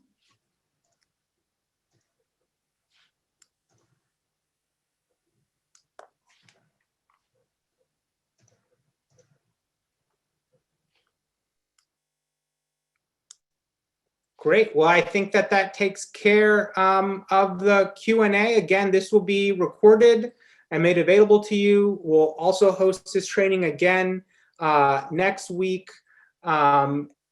Oh, it looks like we got another question from Caitlin. Would you recommend extra independent research on the talking points? I mean, that really is up to you. As mentioned, In the platform, there will be uploaded the talking points, but then also additional background on each of the asks, what we call the leave behinds. So that definitely, I think, is worth spending some time with, so you become more familiar with each of the asks. And those will be uploaded and available in the platform when you receive that email from Advocacy Associates starting tomorrow.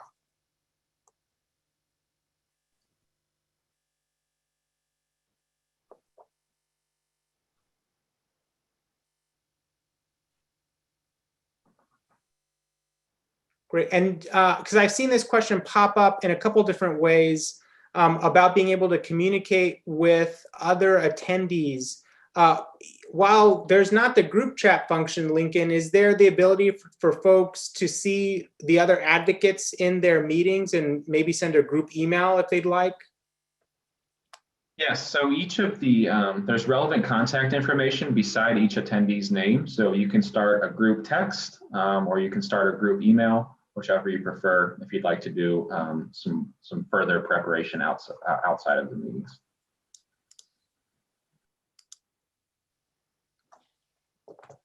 Great. Do we have any other questions?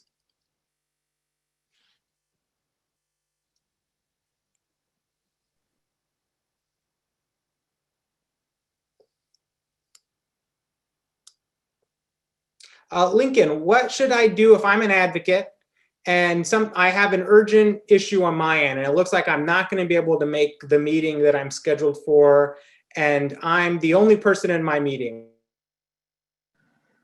Great question. So what you want to do there is go to the support tab and you'll see that when you get logged into your dashboard tomorrow. But at the very top is a support button. And from there, you can indicate you have a question or concern about your schedule. That'll go directly to our scheduling team, and then we'll try to either move the meeting depending on your availability with your other meetings on your schedule, or make the appropriate action on our end. So very important, yes, if you are not going to be able to make a meeting that you see on your schedule, please let us know as soon as possible so we can get to work on possibly rescheduling or again, make the appropriate decision on how to navigate that. Great. And just to put a point on that, I think we all understand, including policy staff, that things happen and things change. And, while it's not an issue to give time back if there's forewarning, it is an issue when there are no-shows. So we do want to minimize those as much as we can. So again, email, take advantage of the instructions that Lincoln just gave you, or reach out to us. We want to make sure to manage that risk as much as we can ahead of time.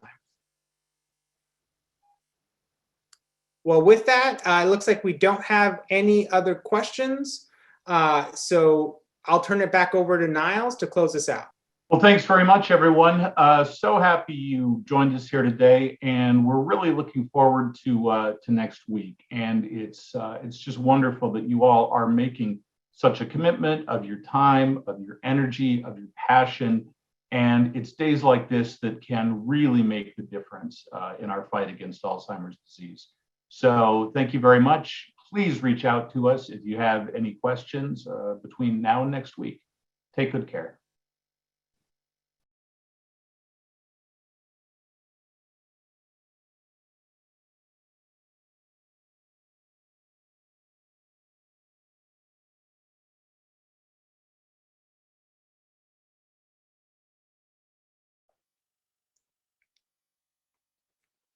Hi, all. Thanks so much for joining us. I'm Jason Resendez. I'm wearing the same outfit from last week, so as all of you might have noticed, and thanks for all your questions. You just watched a pre-record of a training that we did last week. So to address any confusion, all the meetings for Advocacy Day will be tomorrow, the 22nd. So again, all meetings will be tomorrow, the 22nd, between 9 a.m. Eastern Standard Time and 5 p.m. Eastern Standard Time. So we want to address that up front. Please ignore the references to next week. This will be tomorrow. So now you saw us addressing some questions that were coming in live during our recording session last week.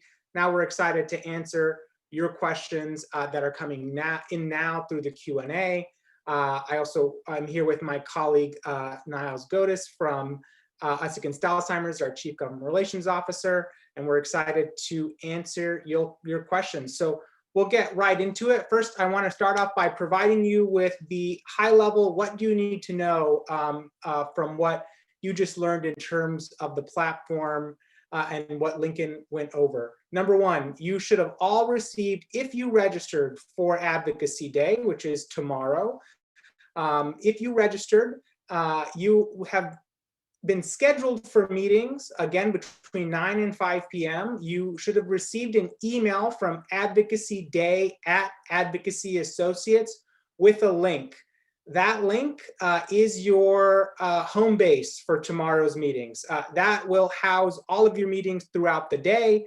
As meetings change, you'll get an email with any kind of change to the schedule an hour ahead of the meeting. So please keep your eye out for emails from Advocacy Day at advocacyassociates.com with your updated schedule. If you have any issues with meetings, say you can't make a meeting, or a staffer doesn't show up, or you're experiencing a technical difficulty, there's a support button within the platform. Go to that support button and folks will be on hand to help you throughout the day. So I'd say those are the two biggest things you need to know. Look out for that link. That link is unique to you, will be sent to you throughout the day as things are updated.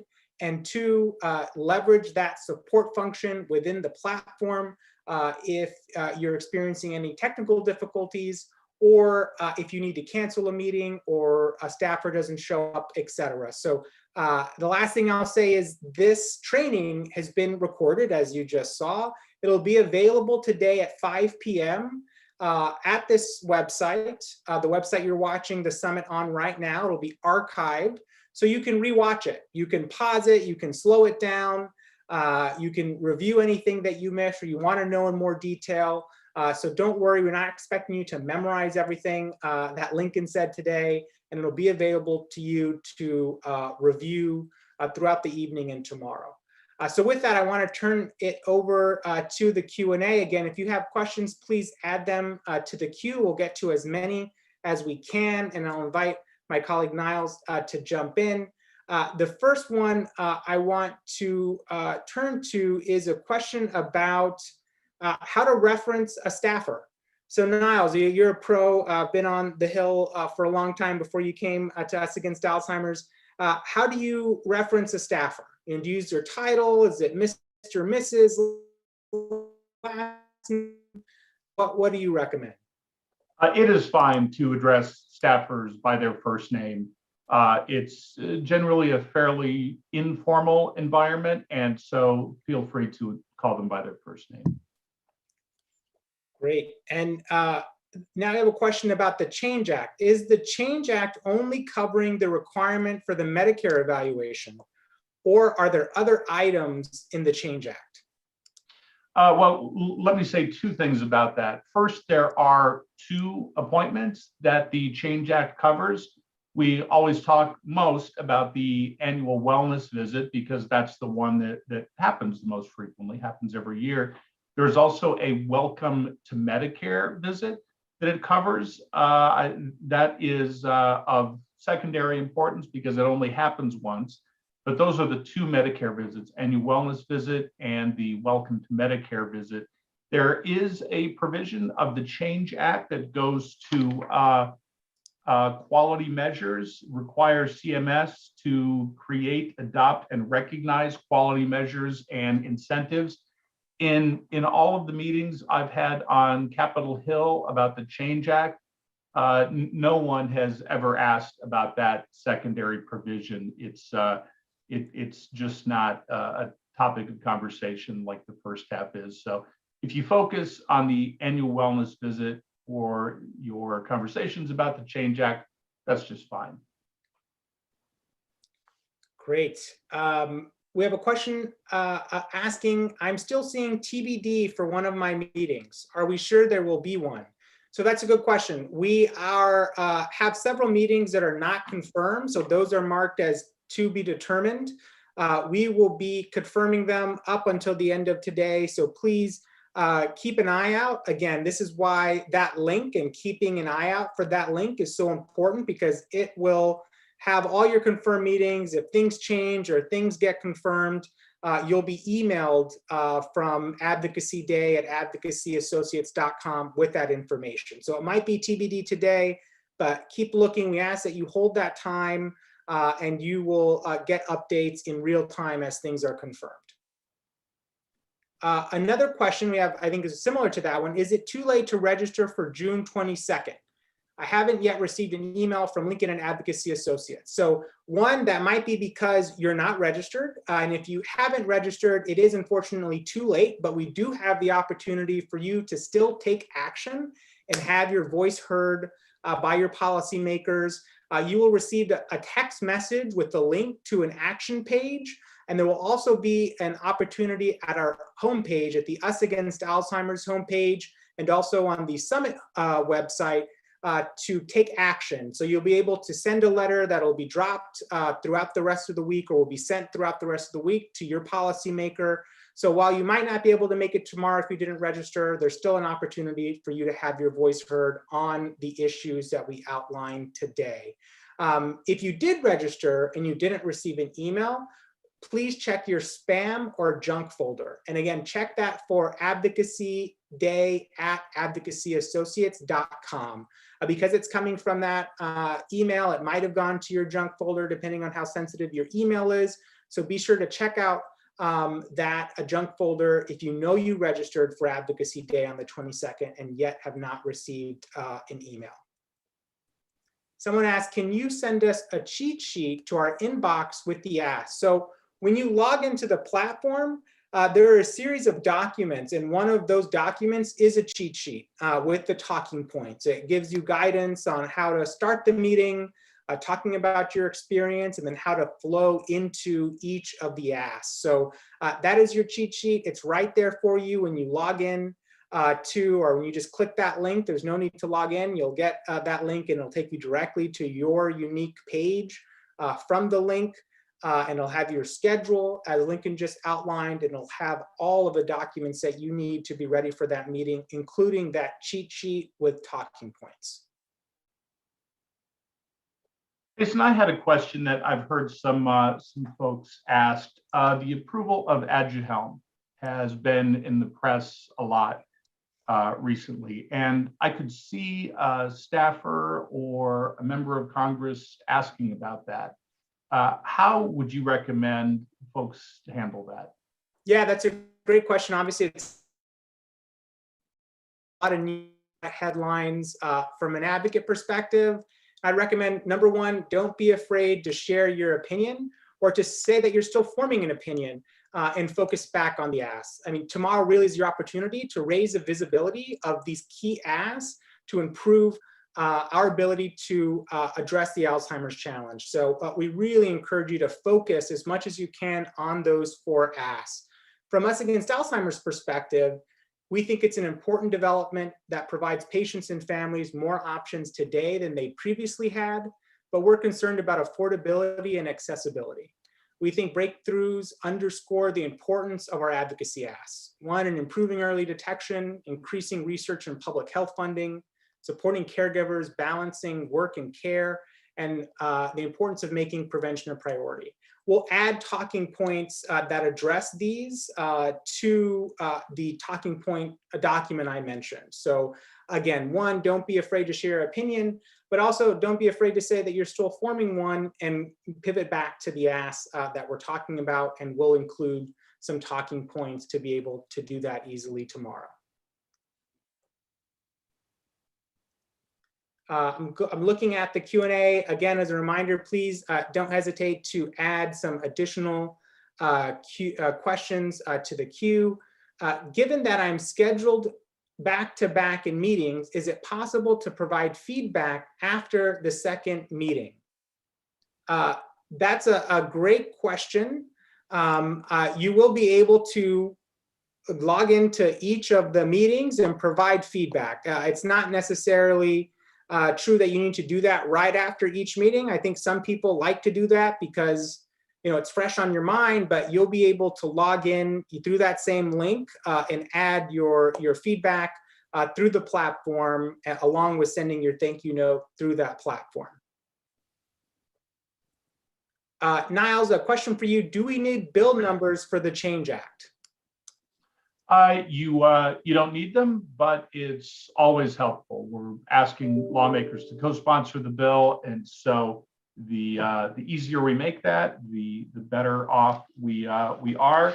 In the Senate, the Change Act is S1692. That's S1692, and in the House, it is HR 3354.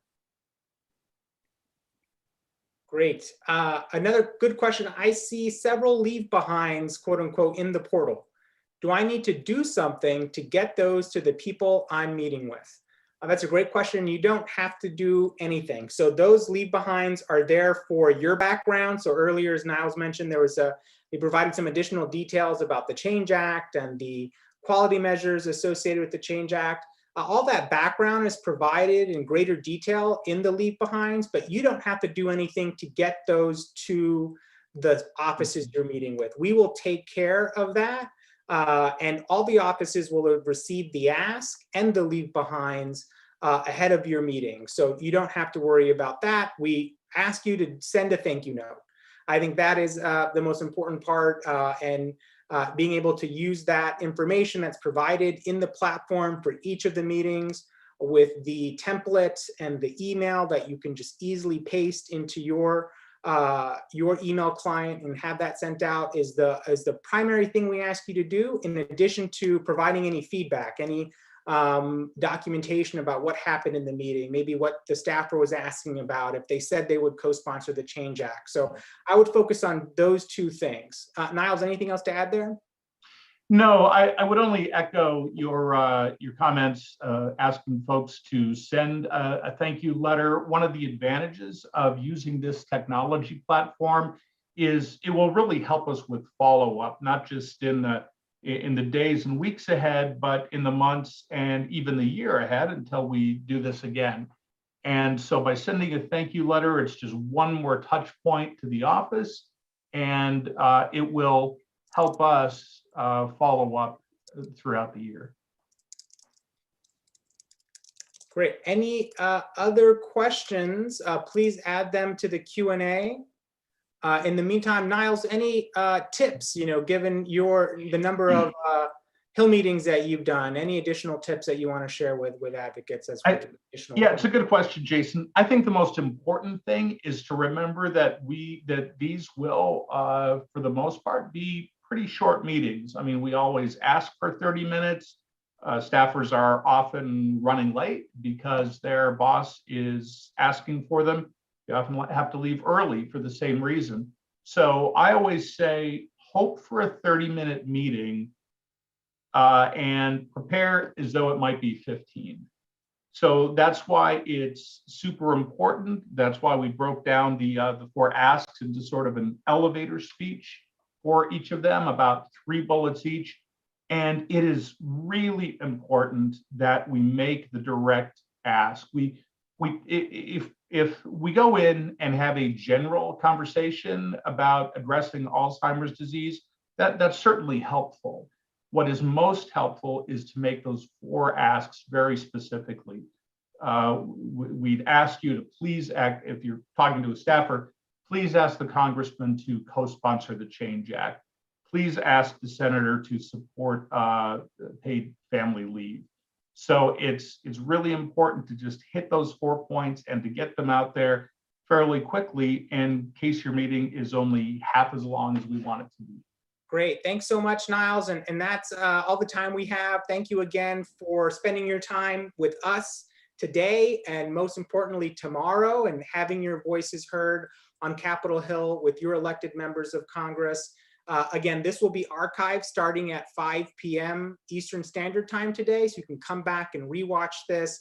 Look out again last time in your email for an email from Advocacy Day at advocacyassociates.com. to access your schedule and have everything that you need for tomorrow's meetings. Thank you so much. Take care. Bye-bye. We are grateful to our 2021 supporters, Eli Lilly, Acadia, ASI, and Biogen. We are grateful for your support. We could not do this advocacy work without you.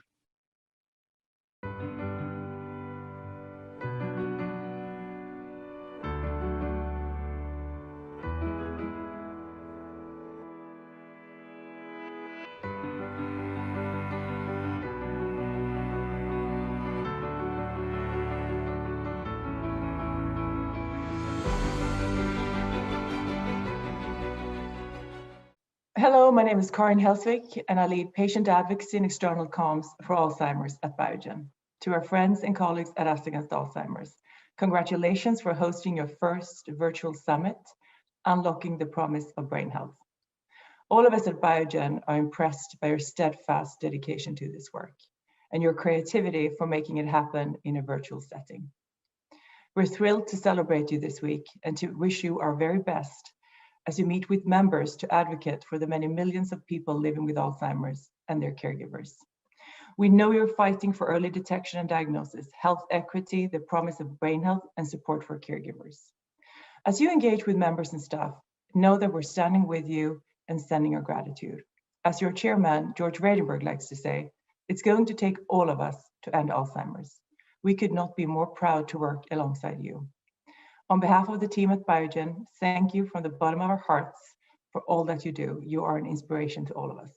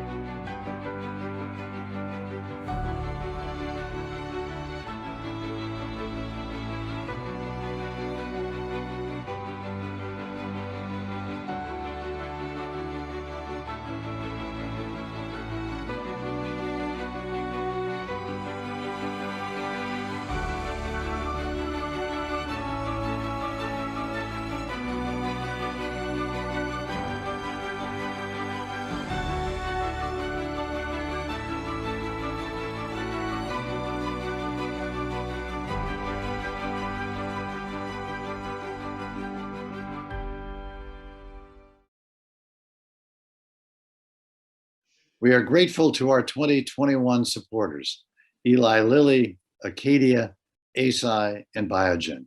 We are grateful for your support. We could not do this advocacy work without you.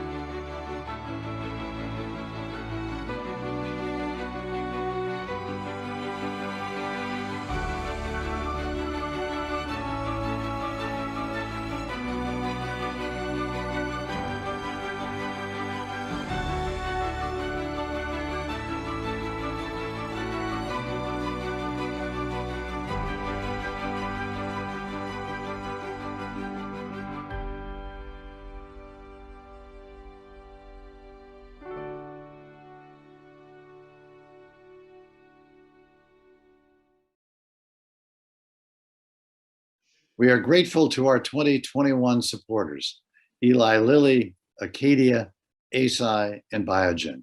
We are grateful for your support. We could not do this advocacy work without you.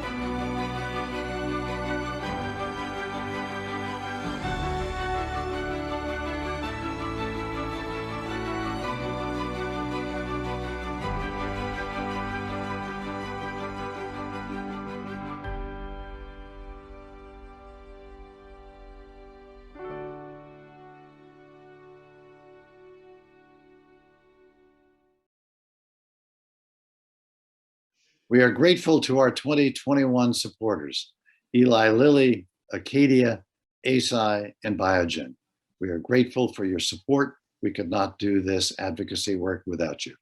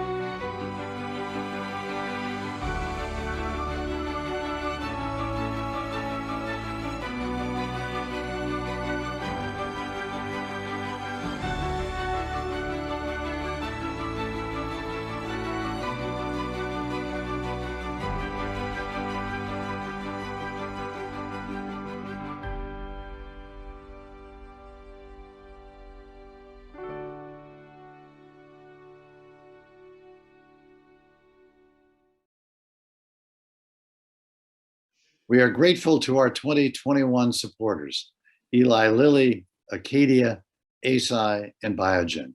We are grateful for your support. We could not do this advocacy work without you.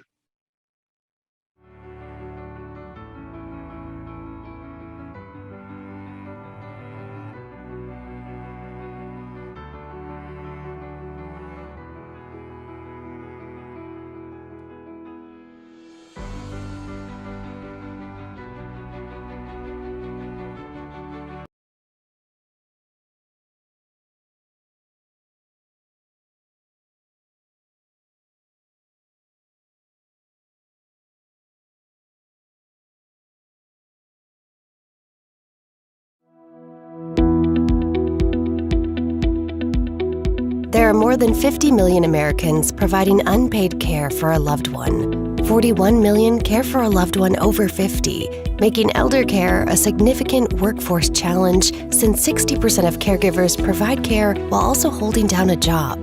This is a growing challenge for the dementia community, as more than 16 million Americans care for a loved one living with dementia, often with little training or community support. 19% of women providing dementia care have had to leave their jobs to care for a loved one. Black and Latino caregivers are more likely to report financial impacts as a result of providing care compared to non-Hispanic white caregivers. With 12 million millennials providing dementia care, even young people are feeling the impacts, especially at work. 33% of millennial dementia caregivers have reported work disruptions due to caregiving, and 14% have stopped working entirely. Despite this great need, we failed to establish a national paid family and medical leave program and flexible workforce policies. Less than half of employed dementia caregivers report receiving paid family or medical leave to help balance work and family duties. 60% experience problems related to financial pressures caused by not being able to work or having to reduce their hours. This is especially burdensome for communities of color, as Blacks are 2 to 3 times more likely and Latinos are 1.5 times more likely to develop Alzheimer's than non-Hispanic whites. The United States is the only industrialized nation to not have a policy supporting paid family and medical leave for its workers. As our nation ages and millions more try to balance care and work, now is the time to support our nation's caregivers and not force choices that are impossible to make. Our families can't wait. Now is the time.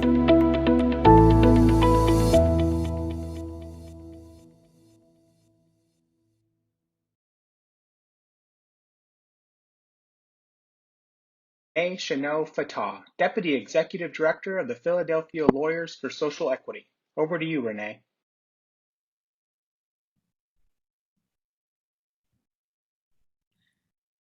And good afternoon, everyone. I am so excited to be with you for this very important conversation that was so beautifully set up by the video we all just watched, put together by Us Against Alzheimer's. My name is Renee Chanel Fatah, and I made a documentary about Alzheimer's entitled In Our Right Mind. My documentary focused on Alzheimer's disparate impact in communities of color. Us Against Alzheimer's was a huge supporter for my documentary. And in fact, in the closing credits, Us Against Alzheimer's founder, George Vredenberg, is listed as one of the co-executive producers. Now, we are screening our film In Our Right Mind next month at Washington University in St. Louis, sponsored by the Alzheimer's Disease Research Center out there. And at the end of the summit tomorrow, I'm going to ask Jason Resendez to send you each a link in case you would like to join us next month for the virtual screening. End of shameless plug, except to say that in doing the documentary, I learned the profound impact that finances and the economic situation created for caregivers of color. And it was a big part of my film, and the numbers certainly bear out what I was seeing anecdotally. Research from Us Against Alzheimer's and other advocacy groups support that. Here are some of the numbers. 60% of caregivers say they experience financial hardship through reduced hours, through having to make changes in their schedule at work because of caregiving. 46% of Black caregivers and 64% of Latino caregivers actually say they had to stop work altogether because of their caregiving responsibilities. And then when it comes to access to paid leave, only 8% of lower wage earners have access to it versus 30% of higher wage earners. Now, 30% isn't a great number, but certainly you can see the gap there. As a Black woman who entered the workforce in the 80s, graduating from Penn Law School and going to work at a large law firm on Wall Street, I saw women over the decades make huge gains in the workforce, only now to see those same gains, some 2 generations of progress for women, go down the drain because of a lack of affordable care and paid leave. We know that some 2.3 million women have had to leave the workforce because of caregiving responsibilities. And you won't be surprised to hear that more than half of those women are Black and Latina. Women's participation in the labor force is the lowest that it has been since 1988. When we're talking about infrastructure, caregiving is as much an infrastructure as the physical roads and bridges that we're used to hearing about. Well, the good news here is that policy can make a difference. Leadership can make a difference, which is why I'm so excited that we have brought together this amazing panel to talk about this subject today. Dr. Cheney Fabius from Johns Hopkins Bloomberg School of Public Health, Wendy Chun-Hoon, the director of the Women's Bureau at the Department of Labor, and Kay Conwell-Smith, Rosalind Carter Institute for Caregivers. Each panelist is going to self-introduce and make a few minutes of opening remarks, and then we're going to jump right into the conversation. But let's start with you today, Dr. Fabius. Thank you, Renee, and good afternoon. Thank you all for having me this afternoon, inviting me to join in on this discussion about these important issues. Again, my name is Cheney Fabius. I am an assistant professor in health policy and management at the Johns Hopkins Bloomberg School of Public Health. To my fellow panelists, as well as my moderator, thank you all for your investment in this work. And I have to say that I really appreciate Us Against Alzheimer's recognition of and concern for addressing inequities in care, as well as caregiving experiences for older adults with dementia, as well as their family caregivers. My work is focused on race differences, understanding and addressing race differences in home and community-based service utilization, as well as inequities in family and caregiving experiences, and most recently, the direct care workforce. But the foundation of my work, as many of us here, is personal caregiving experiences, both from my grandfather, who had dementia, as well as my mother. I remember the impact, even though I was young, that caregiving had on my life, my work life. I remember the impact that it had on my father's work, who was the primary caregiver for both my grandfather and my mother. I remember interacting with providers, hospitals, doctors, nursing homes. I'm on the other end of the spectrum for the time being, raising children now, but I remember the financial impact. I remember the emotional investment. I remember all of these things, and many of us have stories like this.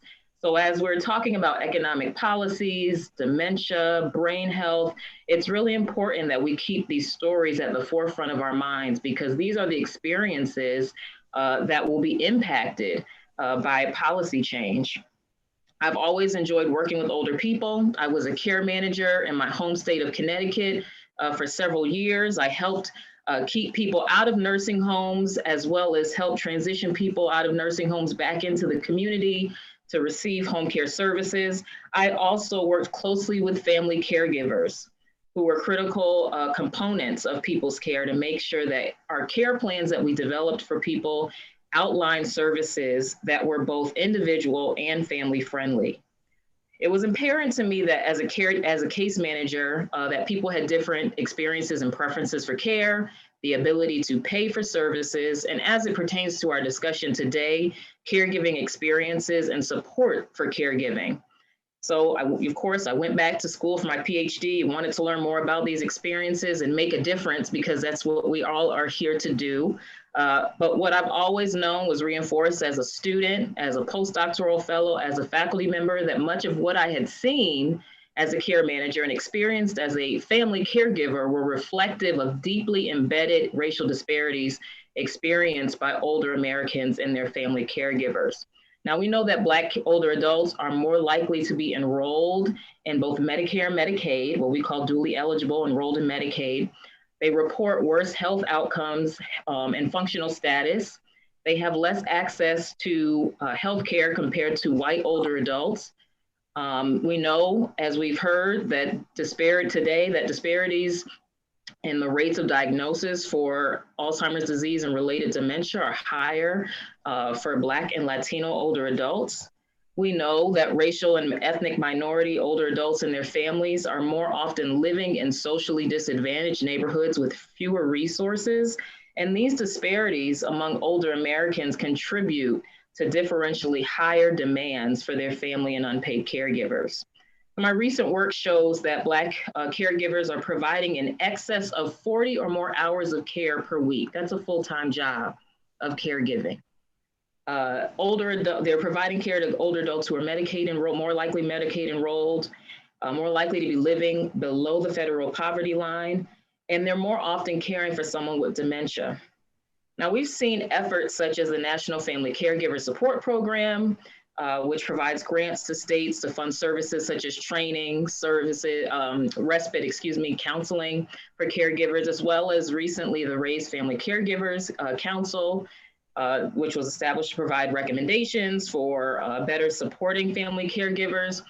But, you know, the issue that we're talking about today in paid leave is that many people cannot access it. And this is particularly the case for racial and ethnic minorities. So we also found in our study that Black caregivers reported less emotional difficulty related to caregiving. And that's very important, but it's different than being able to, than lacking the flexibility in your work schedule to attend a care planning meeting. That's a different factor or feeling than approaching your employer for time off to help care for an older family member or a person with disabilities, only to be told no. And it's different than having the financial resources to cover the cost of services or your monthly bills. So I'll just say that alongside, you know, developing a national paid family and medical leave policy, we also have to push for one that will help reduce inequities in caregiving experiences. This is a necessary part of the conversation as we live through and see not only population aging, but increasing racial and ethnic diversity of older Americans and increasing care demands for family caregivers of vulnerable older adults. Thank you again for having me here today. Thank you, Dr. Fabius. Wow, you've given us a lot to talk about. We'll be circling back, but next we'd like to hear from Wendy Chun-Hoon from the Department of Labor. Wendy. Hi, everybody. So great to be with you today. Again, Wendy Chun-Hoon, use she and her pronouns, and I'm really honored to be serving as the 20th director of the Women's Bureau at the Department of Labor, and feel what an incredible responsibility in this moment that we're in to be in this position and try to affect change. I share, Cheney was thinking about my own caregiving story. My popo, my family is Chinese, so my popo, which is grandmother, was cared for, you know, in shifts by my whole family. So it was my uncle who was working night shifts so that he could be with her during the day, and we happened to live next door. And so we would chip in our time after school. You know, my father and his sister also rotated schedules. And I remember recounting that story to one of my teachers, my professors, and he said, "That's fine. But remember how privileged that is to be able to, you know, share in the responsibility in that way and be able to cover bases. You know, what's really lacking in public policy to make sure that everybody can care for their loved ones whenever is needed." So I've been thinking about that for a long time as well. And before coming to the Women's Bureau, you know, have been actively involved with grassroots coalitions across the country to really bring greater attention to the penalty, frankly, that workers who are also caregivers face because our country lacks a robust care infrastructure. We lack a national paid leave program. We lack sufficient child and elder care, disability care. And also, you know, with my Women's Bureau hat on, how gendered this penalty really is, you know, disproportionately impacting workers, families of color, and women. Who bear the majority of the caregiving burden still. So as the opening video so clearly stated, and sometimes, and I was not surprised, but I'm reminded by your comments, Cheney, about sometimes this amounts to up to an additional full-time job, 40 hours a week. So a little bit about the Women's Bureau. We're the only federal agency that's mandated by Congress to advocate for the needs of working women and to bring attention to workplace policies that are necessary to ensure women's full participation in paid work. And so among these, the need for a robust and national paid leave policy figures prominently, obviously. The COVID, right, the impact to women's employment, because we are often the primary caregivers. Among workers 20 years of age and older, there were 3.4 million fewer women workers in May of this year than in February when the pandemic started. So Renee, you had mentioned some 2 million number, and those are the women who have completely left the workforce. There are still, millions more that are unemployed right now and searching because they've had to take time away, but are still struggling to get back. So whereas in the beginning of the pandemic, women held about 50% of all non-farm payroll jobs in the United States, we're down 4.7%. As you said, Renee, these are levels 2-3 generations ago, back to 1988. And of course, and you said this well, Black women, Hispanic women, pay much higher consequences when it comes to this caregiving penalty, and have had, in terms of less coverage, in terms of the jobs and what they did or didn't have in terms of paid leave benefits on the jobs, and then, access to paid leave, access to other kinds of supports. So what I had learned over my career is really what it takes to make sure that a national paid leave program is inclusive and therefore effective, and really working to reduce that kind of inequity in access. Things like adequate pay, wage replacement, things like job protection, things like an inclusive family definition, because we know that we care for many, many kinds of loved ones in our immediate households and in our broader kin circles, and all of that matters. So, I'll end with this, that the Women's Bureau is very keenly focused on, as this administration is, making sure that caregivers are, if they're in the paid workforce as a caregiver, making sure that those jobs have decent wages and working conditions, and labor standards that really allow folks to feel like they're supported by a robust care infrastructure, and then really doing everything we can to reduce the care penalty, as I was describing earlier. Those of us who are in the paid workforce being able to take time away with support like paid family medical leave. Thank you, Wendy. I think you so perfectly stated why leadership matters and why policy matters, and we're going to be coming back to that. But now we're going to hear from Kay Conwell-Smith, who is from the Rosalind Carter Institute for Caregiving. Kay. Thank you, Renee, and thanks to all of you. I'm so honored to be a part of this distinguished panel. My name is Conwell Smith. I'm the Chief External Affairs Officer for the Rosalind Carter Institute for Caregivers. But perhaps more importantly, I am a caregiver to a parent with Alzheimer's. In fact, just yesterday, I woke up to find my father staring at the coffee pot in the kitchen. I'm not sure how long he'd been awake, much less how long he'd been in that very spot, but I saw in his eyes the familiarity with the appliance. I could tell that he knew what an important part this was to his daily routine. And I was all but certain that all of these things didn't totally add up for my father. The caregiver in me, first and foremost, protects his dignity, as so many of us do. We believe in protecting the dignity of others. So I say, "Good morning, Dad," as I subtly move him aside from making his coffee. "Your coffee will be ready in a minute. Cream and sweet and low, just like you like it." And he smiles, and you see that sigh where he's connecting the dots. It won't always be this way. It won't always be this easy. What does it mean to be a caregiver? Is it an identity? Is it task associated? Is it both? I have the good fortune of not only being a caregiver, but also to work for the Rosalind Carter Institute for Caregivers, RCI, led by our nation's former First Lady, who taught us to see the caregiver through a very unique lens. Many associations see the patient, or the care recipient, as we often say. But the thing about the Rosalind Carter Institute is that we see the unpaid and family caregiver. That is who we are looking at. And we do so through 34 years of direct delivery of programs that aim to promote the health, strength, and resilience of the over 53 million unpaid caregivers nationwide. 53 million. I really want to highlight that number because when you look at other issues in public health, for example, whether it's the number of people with cancer or the number of people who smoke or what have you, this number comparatively is very significant. At RCI, we know that the time has come to re-examine how we define and support caregivers in this new and rapidly evolving world. We need to shift the focus from caregiving to caregivers.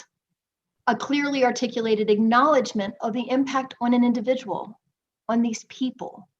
We need to acknowledge that caregivers as a group are a more vulnerable population than non-caregivers. We know that they are not taking care of themselves, that they are missing dental appointments, that they are stretched very thin. We need to understand the shifting demographics of a nation and therefore of caregivers, with a growing minority population, an aging population, rising chronic diseases and prevalence of those diseases, and an increasing number of veterans since the global war on terrorism coming home with injury.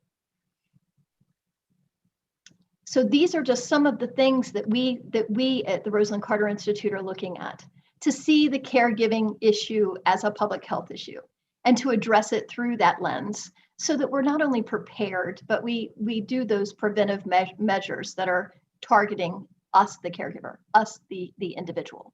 And most importantly, and this gets to paid leave, to provide a support infrastructure that's going to help ensure caregivers are as healthy as possible and to allow families to make the best decisions about how and where care is provided and to approach these solutions in a systems-oriented mindset.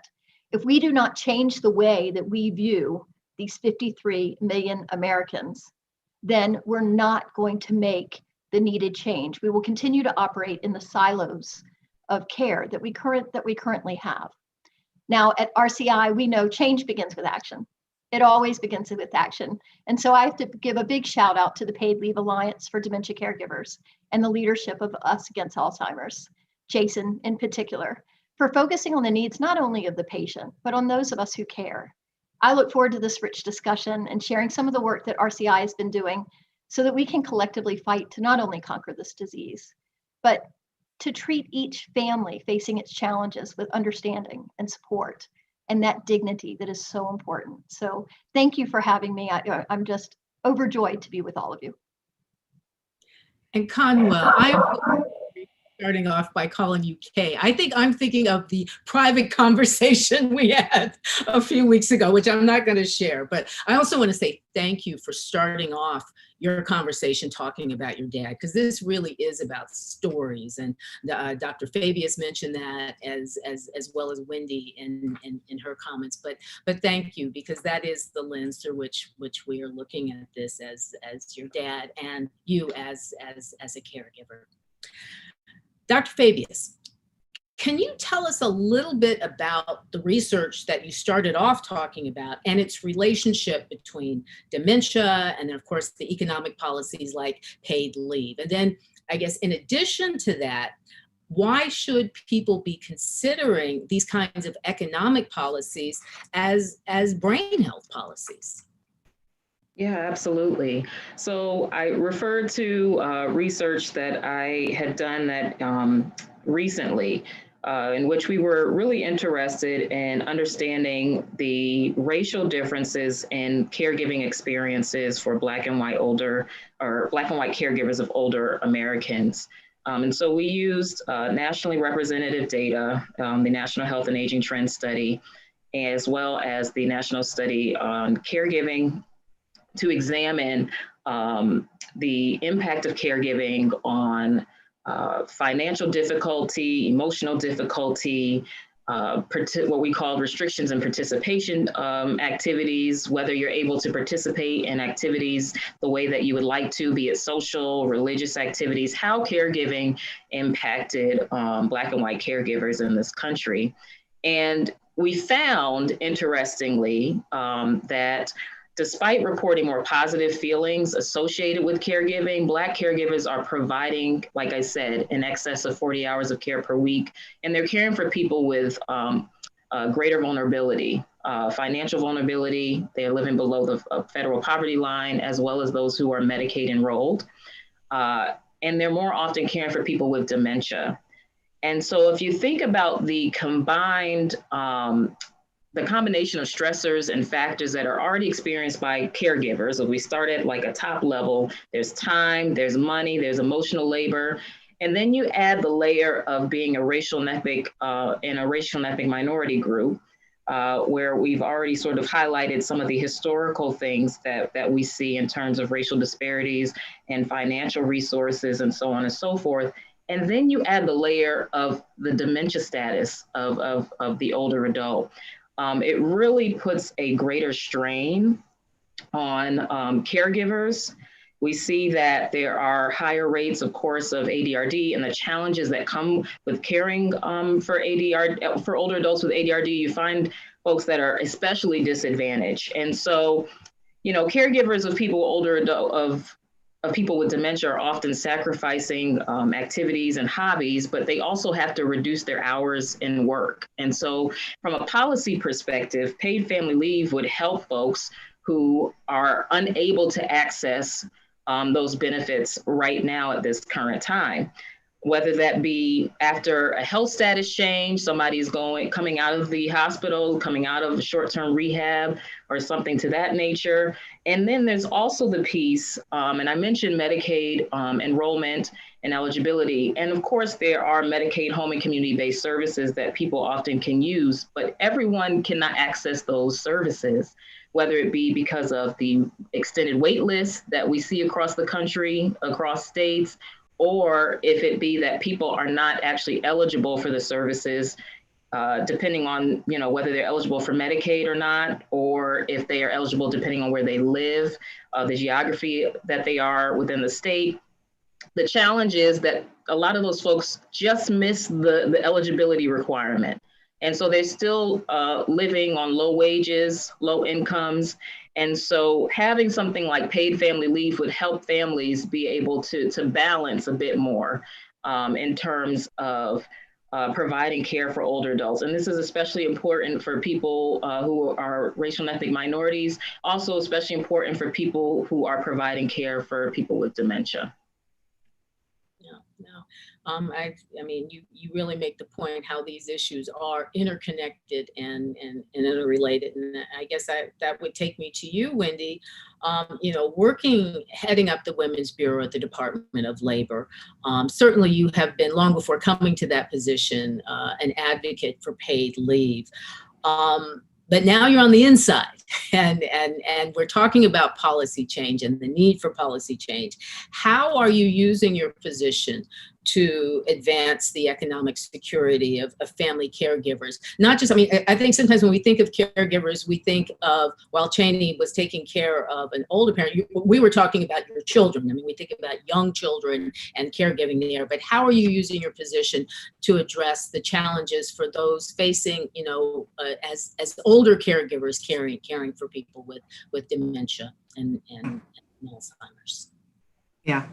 Well, I will say all the collective work that everybody who is listening and participating in this summit, all the groups on this call, certainly Us Against Alzheimer's, all the efforts to really coalesce this conversation and lift it up to the place in our economic dialogue that we are talking about needing a robust care infrastructure, and that it is as important and critical to the country's success and our economic success as a physical infrastructure, has certainly made it more straightforward to continue to advocate for these things being, as you said, on the inside. So, you know, what is really encouraging is the way in which, through the American Rescue Plan, the American Jobs Plan, the American Families Plan, this administration has shown that it is committed to building that kind of care infrastructure. So, you know, really importantly in the American Rescue Plan, things like the emergency paid leave tax credits as a temporary measure to really respond to the moment where, as you said, Conwell, you know, we are caregivers first and foremost. That will always be our first priority, and to really respond and support people who are caregivers, to things like, you know, supports to family caregivers. So really, you know, putting that down payment in the American Rescue Plan, which has already been passed, and that those supports are out and on the street, as we say. I want to come back to that in a second, but importantly in the American Jobs Plan. So Cheney, you had just mentioned this, the extensive shortage in supports for family caregivers, for home and community-based care supports, and really that $400 billion that's proposed as part of the American Jobs Plan to strengthen home and community-based services, the home care workforce, to looking ahead, also in the American Families Plan, a real, finally a proposal for universal paid family medical leave and how important that is to every single one of us, right? So I feel bolstered by this administration's commitment to that, to the care infrastructure. And there are, a lot of folks working on this. So a really important thing to underscore is this administration's commitment to equity. In the first days, executive orders on racial equity. In the coming days,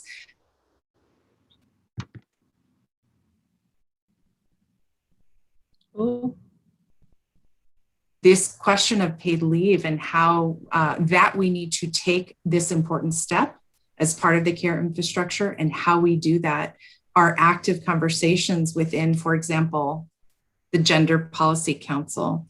I'm sorry if my internet, I hope it's not unstable and you can still hear me. I got a little notice. You're good. Okay, good.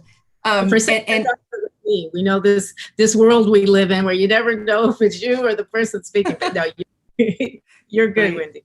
Thank you. So just quickly, Women's Bureau conducts a lot of research. So it's a really important part of our contribution. And a colleague of mine has just come out with a blog that really elevates research on data from the American Time Use Survey that was gathered pre-pandemic. So we understand from that survey and those results that there are so many folks who need but don't take leave. 20% cited the need to care for a sick or elderly loved one, better than 20%, more than 20%. And the reasons why they weren't able to take it or don't take it, they can't forego wages, or they're denied that leave, or they fear reprisal. So all of which points to the need for a national comprehensive paid leave program. We do a lot of stakeholder engagement. So I came in right at the beginning. It was a couple of days after the start of the administration, and it was Women's History Month in March. In Women's History Month, we opened up a number of stakeholder engagement calls to really hear from advocates, activists, practitioners across the country. Paid leave rose to the top of every one of those conversations. I'll give a little preview. Tomorrow, we're opening up a national dialogue that is also asking, what is needed in this moment? And I'm going to guess that paid leave rises to the top of those national dialogues. So we'll make sure that you all get the link to that when it opens tomorrow. But everything to, events that the secretary, ways in which he's out in the community, visiting with folks, elder care, the gamut of care needs is coming up, and certainly elder care among them. Last thing I'll maybe share is the Women's Bureau has grant making authority. And so we have supported things in the past, like grants to states and locales that were interested in starting up paid family medical leave programs to really research how would we do that in our community. And many of the places that got grants stood up programs of their own, went on to pass legislation and enact programs. What we just released last week, toward the end of last week, we just announced a new grant program called Fostering Access, Rights, and Equity, really designed to make sure that the kinds of financial supports that were passed in the American Rescue Plan, hopefully the kinds of supports that will be passed in the American Jobs Plan and Families Plan, really that are available to folks who need it, including caregivers right now, that everybody who qualifies for them can actually take advantage of them. So to make sure that people are availing themselves of all the supports in this moment. So look forward to more on the FAIR, we call it the FAIR Grants Program, and really encourage folks to apply for that. Terrific. And, you know, this is more of an observation, I guess, than a question. But as a lapsed journalist, I'm always looking at not just the message, but the messenger. And I have to believe that, you know, over the course of this past year during the campaign, we saw somebody who knew what it was like to be a caregiver, true enough for young children, but as a single parent. And I think that that is reflected, without getting political, but that is reflected in a lot of the things that we're seeing. So thank you for letting us know what's to come, and certainly reason for excitement.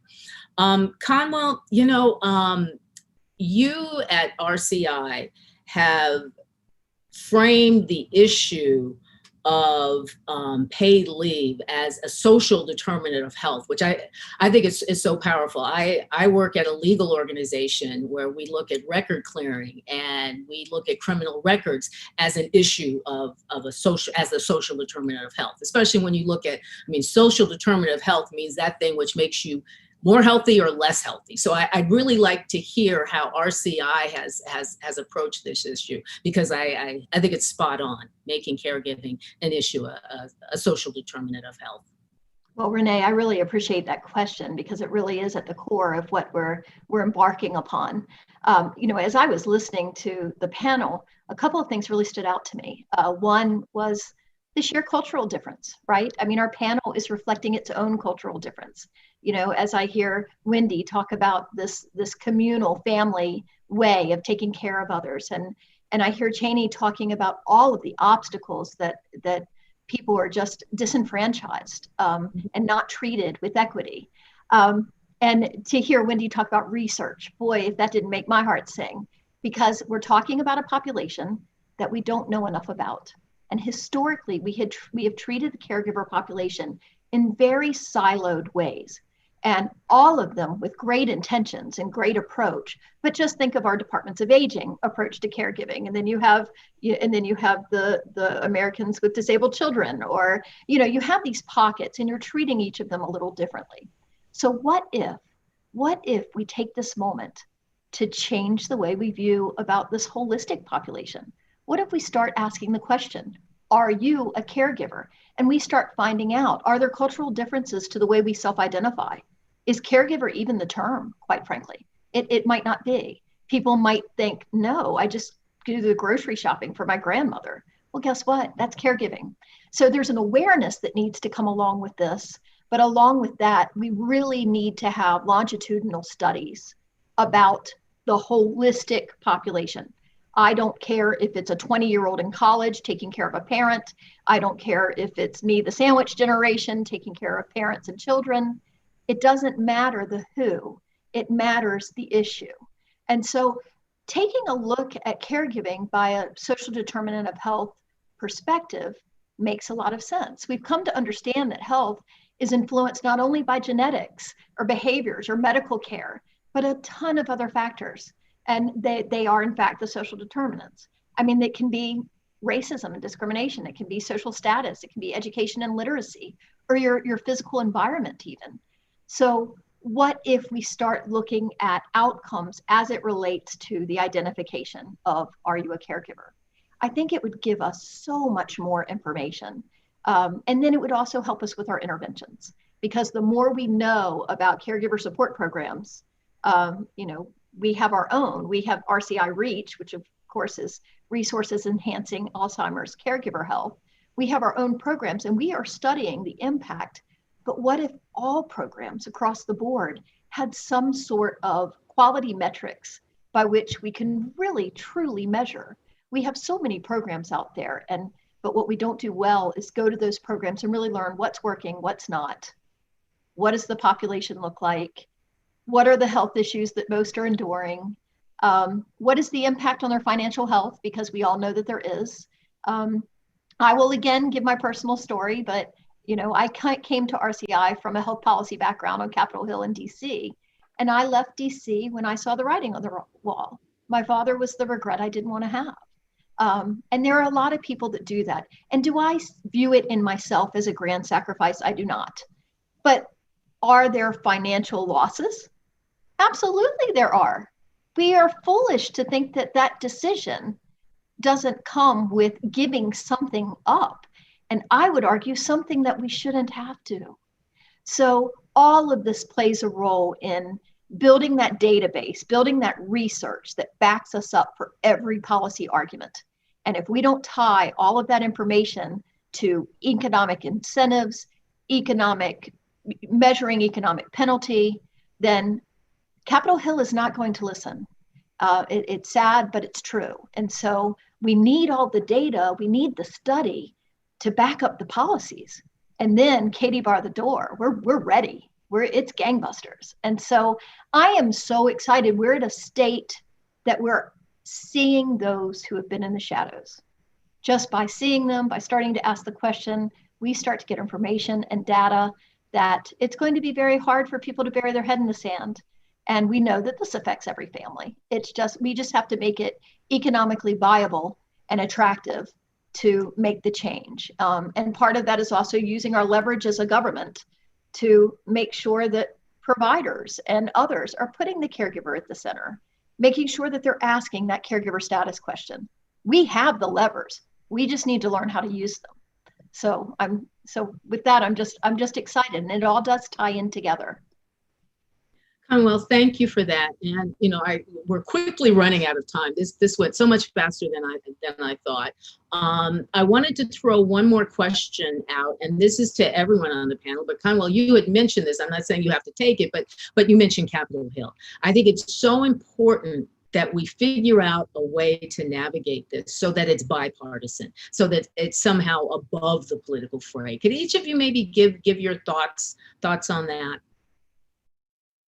Cheney, maybe we'll start with you. Sure. That's a loaded question.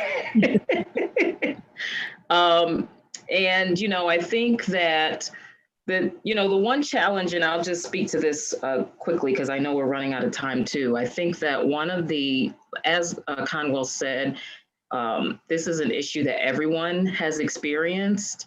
And so it's sort of universal in that way, is that most folks understand what it is to be a caregiver. There are two sort of things that I thought about as you were making your remarks. The first thing, Conwell, is that the investment in caregivers, and as you said, we're in a really good time. The investment in caregivers and the recognition of the work that caregivers do is really important. As a person who used to help people get home care services, there was just an expectation that the caregiver would do the work, provide care, no matter what. There was no questions asked. If they were there, they were supplementing the services that people would receive, and there was no assessment of that person's willingness to provide care, their ability, their physical ability, because sometimes there was physical labor involved. And so we've started to see this over the past few years, additional interest in, okay, well, we know that if the caregiver is not well, the whole system breaks down. And so I think that sort of speaking to people in that way, to know that there are real ties to the caregiver not being able to continue to provide care. People end up in the nursing home quicker. People end up in the hospital sooner. There, maybe increase in falls, things like that, really could be delayed or prevented if the necessary caregiver supports were in place. The other piece is that as we've seen Medicaid sort of transition and states transition from being primarily invested in institutional care to home and community-based services, we also have to realize that there is a group of people who are helping make that work, right? And those are the unpaid and family caregivers. And so I think just highlighting those issues on top of everything that we've talked about today in terms of racial and ethnic disparities. And, I really like the idea of considering caregiving and paid family leave as a social determinant of health. That'll give me something to chew on for the next few days. I want to get sorry. Real quick. Wendy, how do we reach across the aisle on this one? Yeah. There were two reports that I think also the Women's Bureau endeavored on. One was called The Cost of Doing Nothing. Another is on the opportunity cost of care. The lack of these policies, the care infrastructure, the lack of the care infrastructure in our country costs us a lot. We usually experience it at the individual family level, but we are absolutely experiencing it as a country. This is not a Democratic issue. It's not a Republican issue. This is an all of us issue. And we're paying for it one way or another. It would be better to be proactive and spend the money in the right way instead of paying for it on the back end. We need all of us. And Conwell, this was your question, so I'm going to let you take us out. Well, I tell you, we need to aim big. We need to constantly aim big, but we need to not be afraid of incremental change. You know, there's a duality there. And I worked on Capitol Hill for many, many years. And so we want to constantly be going for that big system change, and also know when to take low-hanging fruit so that we are creating a system that's leading to that change. And so I would just really implore all of us to be looking for not just one opportunity, looking for every opportunity, both small and large, so that we can start that snowball heading down the hill. And I think there's a lot of opportunity there. Study alone is a tremendous opportunity. And, you know, I can't imagine that we wouldn't get bipartisan support to start really understanding the vastness of this population. Because once we get those answers, it's really hard for them to deny the answers that we come up with. So I believe in the small and large, and let's just go after it everywhere we can. Right. And all of us, which of course is part of the mission and the statement of Us Against Alzheimer's. So that's just a perfect note on which to end. We can't do this without all of us coming together. I really want to thank our panelists and thank Us Against Alzheimer's for this really important conversation. We promise to stay in contact. Have a good afternoon and enjoy the rest of the summit.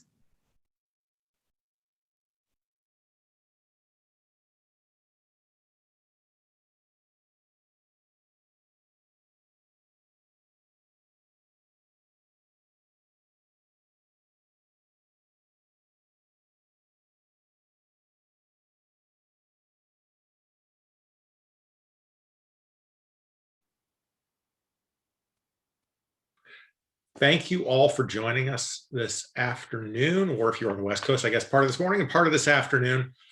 Lots of good content, hard to boil it down, and that's what I'm going to try to do here. I've got 1/2 page of notes that I will try to share with you. So after today, 2 things that you can do to support the work that you heard about and to support the priorities that you heard about today. If you're signed up for meetings on the Hill, the virtual Hill tomorrow, look for that email from Advocacy Day at advocacyassociates.com. Advocacy Day at advocacyassociates.com. Look for that email. If you didn't get it, let us know. If you didn't sign up for meetings, if you didn't think you were going to be able to make it, if you're not able to make it, you can still help. It's a little bit tricky because you got to go to the Us Against Alzheimer's website. So that's not on the website you're on right now watching this. But if you look in the upper left-hand corner, you see the logo, Us Against Alzheimer's. Click on that. Go down to Take Action. You can fill out a thing that'll easily generate letters to your members with those same 4 priorities. I want to hit the 4 priorities that we're taking to the Hill tomorrow. Number 1, you heard about earlier today, was the Change Act. Half of dementia cases, half of Alzheimer's, not diagnosed until it's very late. It's like waiting until cancer's at stage 4. Why would you do that? The Change Act seeks to take care of that issue. Federal funding for Alzheimer's research and for public health around dementia. This is the only top 10 killer for which there's not a cure. So we've got to do some work both on the research around it and on getting public health to change, to do that prevention and to risk reduction that we can do. Paid family leave, I don't think I can add anything to what we just heard.